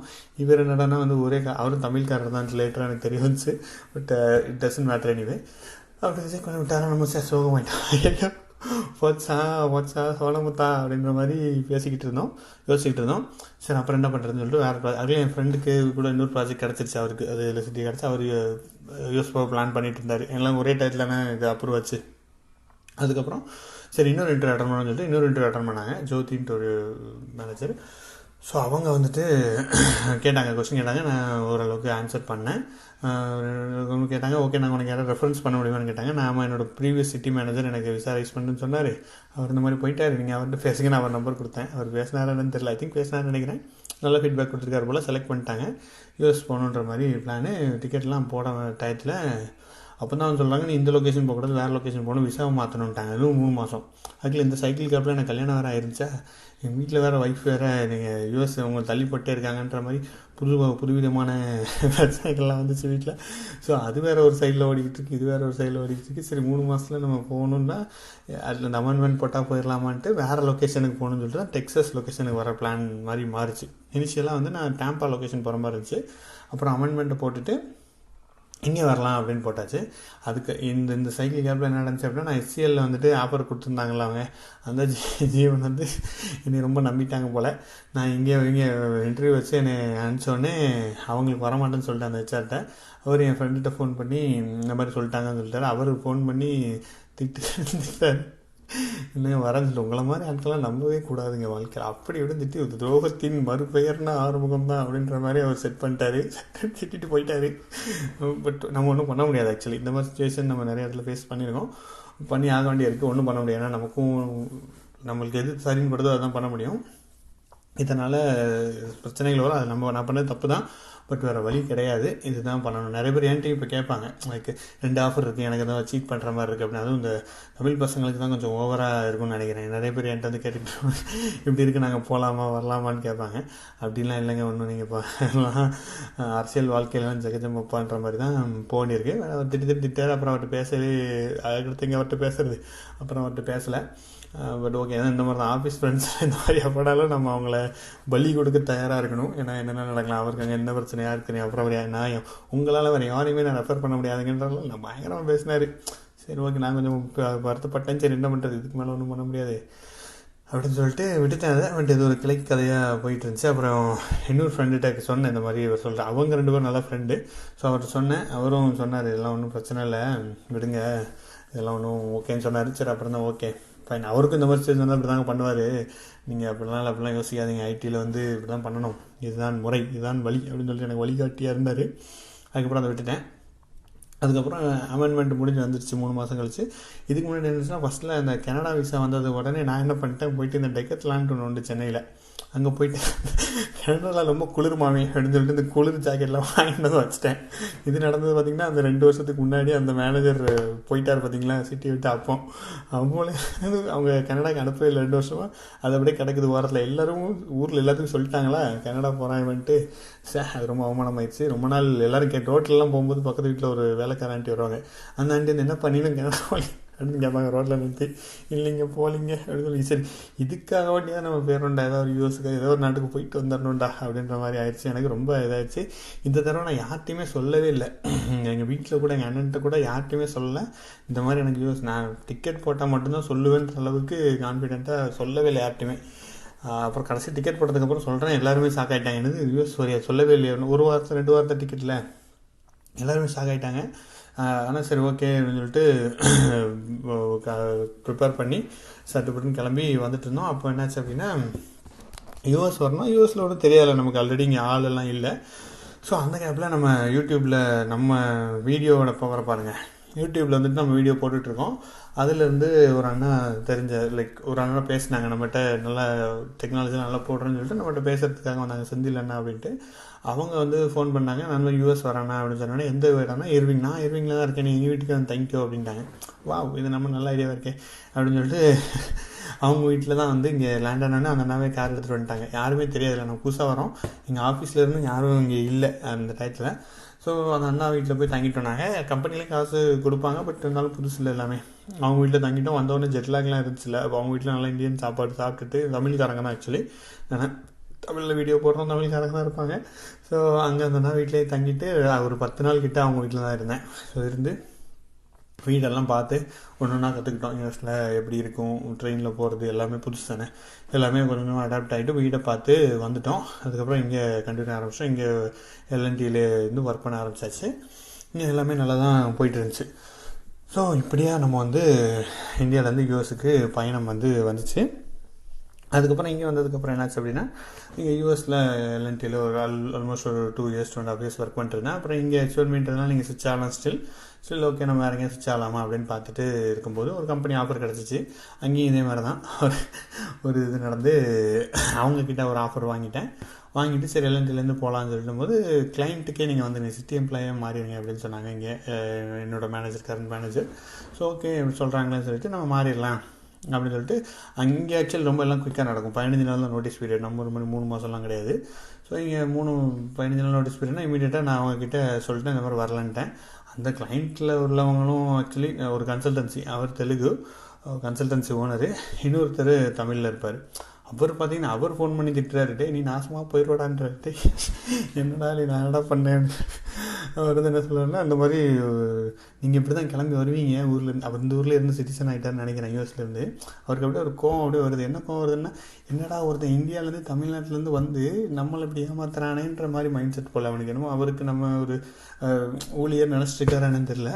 அவர் சொல்கிறாரு நீங்கள் எல்லாம் இப்படி தான்டா இருப்பீங்க, உங்களுக்கு இப்போ ஒன்றும் பிரச்சனை இல்லைடா, நாளைக்கு இன்னும் உங்களுக்கு ஆண்டவன் கொடுப்பான்ற மாதிரி ஏதோ சாபம் விட்டுக்கிட்டு இருக்காரு விஸ்வாமித்திர முனிவர் மாதிரி. அது வந்து பிசிபிஎஸ் கிளைண்ட். ஆக்சுவலி அவங்க கிளைண்ட் கன்சல்டன்ட் நேம் தெரியல, மறந்துட்டேன், ஒரு குட்டி கிளைண்ட்டு. பட் பிசிபிஎஸ்ன்றது அந்த கிளைண்ட்டு. அப்புறம் இன்னொருத்தர் வேறு பேசினார். அப்புறம் நல்லா தான் பேசிகிட்டு இருக்காரு அவர் ஒன்றும் பிரச்சனை இல்லை. இன்னொருத்தர் அந்த கிளைண்ட் வந்து பேசினவர் தான் வந்து ஃபோன் பண்ணி திட்டி விட்டார். ஆக்சுவலி நான் காரில் போகும்போது கால் அட்டன் பண்ணிட்டேன். என் ஒய்ஃபு இருந்தாங்க. எல்லோரும் ஷாக் ஆகிட்டாங்க, என்னடா இப்படிலாம் திட்டு வாங்கிட்டு தான் வேலை பார்த்துக்கிட்டு இருக்காங்க அப்படின்ற மாதிரி. அவர் திட்டி விட்டு போயிட்டார். நான் அப்புறம் ஒன்றும் பண்ணல, ஒரே மெயில் மட்டும் அனுப்பிச்சி விட்டேன் அந்த சிஇஓக்கு, இந்த பாருங்கள் அவங்க கம்பெனியில் என்ன. எனக்கு ஆக்சுவலி ரொம்ப கில்ட்டியாக இருந்துச்சு. ஆக்சுவலி எனக்கு என்னடா இப்படி பண்ணுறோமே அப்படின்னு சொல்லிட்டு இங்கே ஆஃபர் தரேன்னாங்க, நம்ம அவங்க நம்பியிருக்காங்க நம்ம பண்ணாங்க, நம்ம சிட்டி கிடச்சதுக்கப்புறம் நம்ம அதை விட்டுட்டோமே ரொம்ப கில்ட்டியாக இருந்துச்சு. பட் அவர் திட்டினதுக்கப்புறம் எனக்கு சாட்டிஸ்ஃபைட் ஆச்சு. அப்போ நல்ல வேலை அவங்க சைடு இப்போ ஒன்றும் சரியில்லை, நம்ம போயிருந்தாலும் நம்மளை வச்சு எதாவது செஞ்சுருப்பாங்கன்னு சொல்லிட்டு சாட்டிஸ்ஃபைடாகி விட்டுட்டேன். அப்புறம் இப்போ கடந்த நிகழ்காலம் வரைக்கும் வந்துட்டோம். ஸோ இப்போது வந்து கரண்ட்லி ஒர்க்கிங் இன் சிட்டியில் இருக்கோம். நம்ம இன்னும் இப்போதைக்கு நோ பிளான்ஸ். பட் எப்போவுமே வந்து அதிரடியாக தான் நடந்துட்டு தான் இருக்கும் நம்ம லைஃப்பில், டெக்னிக்கலாகவோ இதாகவோ. பட் ஓவராலாக இப்போதைக்கு இதோ ஸ்டோரி, இப்போ லைவ் ஸ்டோரி வரைக்கும் நம்ம வந்துட்டோம். ஸோ லைவ் ஸ்டோரியை இப்போதைக்கு நம்ம இப்போவும் நிறைய நடந்துட்டு தான் இருக்குன்னு வச்சுக்கோங்களேன் ஆஃபீஸில். பட் லைவ் ஸ்டோரிஸை நம்ம இப்போது சொல்ல முடியாது, கொஞ்சம் போக சொல்லுவோம். கொஞ்சம் முடிஞ்ச ஸ்டோரிகளை சொல்கிறது கொஞ்சம் ஈஸியாக தான் இருக்கும். லைவ் ஸ்டோரிகளை சொல்கிறது நிறைய பேர் சம்மந்தப்பட்டவங்க இருக்கிறதுனால நம்ம சொல்ல முடியாது. பாஸ்ட் ஆனதுக்கப்புறம் அவங்களும் ஜாலியாக எடுத்துக்குவாங்க. ஸோ அந்த மாதிரி இப்போ கரண்ட்லி நம்ம ஒர்க் பண்ணிட்டுருக்கோம், நோ ப்ராப்ளம். இங்கே வந்து நம்ம கிட்டத்தட்ட என்ன சொல்கிறது, ஆன்ஷோர் லைஃபு எல்லாமே ஆன்ஷோர் எல்லாமே டிஃப்ரெண்ட், ஆன்ஷோருக்கு டிஃப்ரெண்ட்டாக இருக்கும். ஸோ அதனால் ஓகே ஃபைன், ஒரு லீட் ரோல் மாதிரி இங்கே டெலிவரியெலாம் நம்ம பார்த்துக்கிற மாதிரி இருக்குது. It's very good. அண்ட் இங்கே நிறைய பேரை என்னால் பார்க்க முடிஞ்சிச்சு. வந்து புதுசாக செந்தில், ஆக்சுவலி இங்கே நிறைய செந்தில் மீட் பண்ணேன். அப்புறம் நம்மக்கிட்ட ஃபஸ்ட்டு கிளாஸ் படித்தவங்க ஆக்சுவலி 2014 நான் மும்பையில் இருக்கும்போது கிளாஸ் அட்டன் பண்ணாங்க, செந்தில்குமார்னு. அவர் ஆக்சுவலி நான் இங்கே வந்தோடனே ஒரு வீடியோ போட்டேன். அந்த வீடியோவில் நான் இருவிங் தான் வந்திருக்கேனே சொல்லலை, நம்ம யூடியூப்பில் போட்டேன். நான் வந்துட்டு யூஎஸ் வந்திருக்கேன்னு சொல்லி ஏதோ ஒரு ரயில்வே ஸ்டேஷனை காமிச்சிருந்தேன். ரயில்வே ஸ்டேஷனை பார்த்துட்டு சரி இவன் இங்கே இருவிங் தான் வந்திருக்கான்னு சொல்லிட்டு என் நம்பரை கண்டுபிடிச்சி ஃபோன் பண்ணி வீட்டுக்கே வந்துட்டேன். ஸோ அவங்களாம் இனிஷியல் டைத்தில் கார்லாம் இல்லாத ரொம்ப ஹெல்ப் பண்ணாங்க. இங்கே யாருக்குமே தெரியாது, நம்ம ஏஜ் அவங்க. ஆக்சுவலி ஃபஸ்ட்டு நான் வந்து லைக் ஒரு மென்டர் மாதிரி. பட் இவங்க வந்து நம்ம ஏஜ். ஸோ நம்மக்கிட்ட கிளாஸ் படித்தவங்க. ஆக்சுவலி ஃபஸ்ட்டு லிட்டராக கிளாஸ் ஸ்டார்ட் பண்ணும்போது அவங்க அந்த பேட்ச்லேயே படிச்சிருக்காங்க நம்மக்கிட்ட. ரொம்ப எனக்கு ஆச்சரியமாக இருந்துச்சு, சார் யூடியூப் நம்மளுக்கு இவ்வளோ ஹெல்ப் பண்ணுதே அப்படின்னு சொல்லிட்டு. அவங்க இன்னும் ஃப்ரெண்டாக இருக்காங்க. இப்போ அவங்க ஆக்சுவலி கலிஃபோர்னியா போயிட்டு அவங்க வீட்டெலாம் வாங்கிட்டாங்க. நான் அவங்க வீட்டுக்கெலாம் போய் தங்கிட்டுலாம் வந்தேன். ரொம்ப நல்ல ஃப்ரெண்டாக இருக்காங்க, கண்டினியூ ஆகிட்டு இருக்கு அந்த ரிலேஷன்ஷிப்பு. பட் பாருங்கள், நம்ம யூடியூப்பில் நிறைய பேர் ஆக்சுவலி இங்கே இப்போ கூட நான் பார்க்குக்கெலாம் போனேன்னா அன்றைக்கி ஒருத்தரை மீட் பண்ணேன். ஆனால் இங்கே தமிழ் சங்கம் ஒரு விழா நடத்துது, அங்கே போயிட்டு சந்தோஷம் ஒருத்தரை மீட் பண்ணுறேன். ஸோ எதிர்பாராத இடத்துலேருந்து யாரெல்லாம் டக்குனு என்னை பார்க்குறாங்க, பேசுகிறாங்க. ஸோ தமிழ் பூமி வந்து அந்தளவுக்கு நமக்கு ஒரு டெக்னாலஜி போடுறதுனால இவ்வளோ கான்டாக்ட்ஸ் கிடைக்குது அப்படின்றது. அதுவும் பாருங்கள், வேறு ஒரு கண்ட்ரியில் இங்கேருந்து யூஸ் பண்ணுறோம். சும்மா ஒரு பார்க்குக்கு போகிறோம், திடீர்னு யாரோ வந்து பேசுகிறாங்கன்னா அது உண்மையிலே ஒரு வித்தியாசமான விஷயமாக தானே இருக்கும். உண்மையிலே அவங்க வந்து பேசணும்னு அவசியமே கிடையாது, நம்ம தான் யூடியூப்பில் பேசிகிட்டு இருக்கோம், ஆனால் வந்து பேசுகிறாங்கல்ல. ஸோ எல்லாத்துக்குமே ஆக்சுவலி நன்றி. இந்த இன்னும் இப்போ கண்டினியூ ஆகிட்டு இருக்குது. இப்போவும் நீங்கள் யாராவது இருவிங் சைடு, டேலஸ் சைடு இருந்தீங்க, அந்த இதை கேட்டுட்ருக்கீங்கன்னா கண்டிப்பாக பிங் பண்ணுங்கள். என்னோடய வாட்ஸ்அப் நம்பர் எல்லாமே இதில் இருக்குது. வாட்ஸ்அப் நம்பர், இமெயில் எல்லாமே, லிங்க்ஸ் எல்லாமே இருக்குது. இல்லை இன்ஸ்டா இதெல்லாமே பிங் பண்ணுங்கள், கண்டிப்பாக நம்ம கனெக்ட் பண்ணலாம். இங்கே நான் ப்ராப்ளி மீட்டப்லாம் இன்னும் ஸ்டார்ட் பண்ணலான்ற மாதிரி என்னோடய பிளானில் தான் இருக்கேன். ஸோ பார்ப்போம் எப்படி போகுது அப்படின்றது. ஸோ இதோட என்னோடய கரியர் வீடியோ சீரியஸை நம்ம முடிக்க போகிறோம். இன்னும் நம்ம லென்த் ஆகி போயிட்டே இருக்க முடியாது. நிறைய விஷயங்கள் கொஞ்சம் ஸ்மாலாக இருக்கிறத விட்டுருக்கேன், பட் இட்ஸ் ஃபைன். ஹோப் இந்த கரியர் எதுக்காக போடுறேன் அப்படின்னா, ஸோ இப்போ நிறைய பேர் வந்து நிறைய சுச்சுவேஷனில் இருக்கலாம். என்னோடய கம்மி லைக் எக்ஸ்பீரியன்ஸாக இருக்கலாம், இப்போ தான் ஸ்டார்ட் பண்ணுறவங்களா இருக்கலாம். நம்ம வீடியோ சேனலில் பார்க்குறவங்க பார்த்தீங்கன்னா 18 to 25 ஏஜில் இருக்கிறவங்க கிட்டத்தட்ட 50% பார்க்குறீங்க. ஸோ அத்தனை பேர்லேயும் ஏதாவது இடத்துல இது யூஸ்ஃபுல்லாக இருக்கலாம். நான் வந்து வயசாகிடுச்சு இப்போ நமக்கு, அதனால் இதில் ஏதாவது ஒரு விஷயம் உங்களுக்கு யூஸ்ஃபுல்லாக இருக்கலாம். இந்த லைஃப்பில் நடந்தது உங்கள் லைஃப்பில் கூட நடந்திருக்கலாம், உங்களுக்கு இதை விட வேறு மாதிரி நடக்கலான்றனாலும் எனி டைம் நீங்கள் வந்துட்டு it can use as a reference மாதிரி நீங்கள் பார்த்துக்கோங்க. அவ்வளோதான். இது நடந்திருப்பா அப்படி இப்படி நடந்திருக்குன்றது நமக்கு எப்போவுமே ஒரு ஆர்வம் இருக்கும்ல. ஸோ அந்த மாதிரி நீங்கள் இதை யூஸ் பண்ணிக்கோங்க. அண்ட் உங்கள் லைஃப்பில் என்ன நினச்சுன்றது என்கிட்ட சொல்லணும்னு நினச்சிங்கன்னா கண்டிப்பாக சொல்லுங்கள். என்னோடய வாட்ஸ்அப் இருக்குது, அதில் நீங்கள் வாய்ஸ் மெசேஜை போடுங்க. நம்ம அது கூட ஒரு எபிசோடாக சொல்லலாம். எல்லாத்துக்கும் சொல்லலாம், யூஸ்ஃபுல்லாக இருக்கும் நீங்கள் நினச்சிங்க அப்படின்னா கண்டிப்பாக அப்படி பண்ணுங்கள். அப்படி இல்லை நீங்களே பாட்காஸ்ட் ஓப்பன் பண்ணுங்கள், பேசுங்க, ஒன்றும் பிரச்சனை இல்லை. ஜாலியாக பேசிட்டு அந்த லிங்க் அனுப்புங்க, நான் எல்லாத்துக்கும் அனுப்புகிறேன், எல்லோரும் பார்த்து கேட்டுட்ருக்கட்டும். ஸோ அந்த மாதிரி நம்ம பண்ணலாம். அண்ட் வேறு ஏதாவது உங்கள் கருத்துக்கள் இருந்துச்சுன்னா சொல்லுங்கள். இதுக்கடுத்து வேறு மற்றும் ஒரு டிஃப்ரெண்ட்டான எபிசோடில் உங்களை அடுத்த வீடியோவில் சந்திக்கிறேன். விடைபெறுவது உங்கள் நண்பன் ஆரம்பம். பாய்.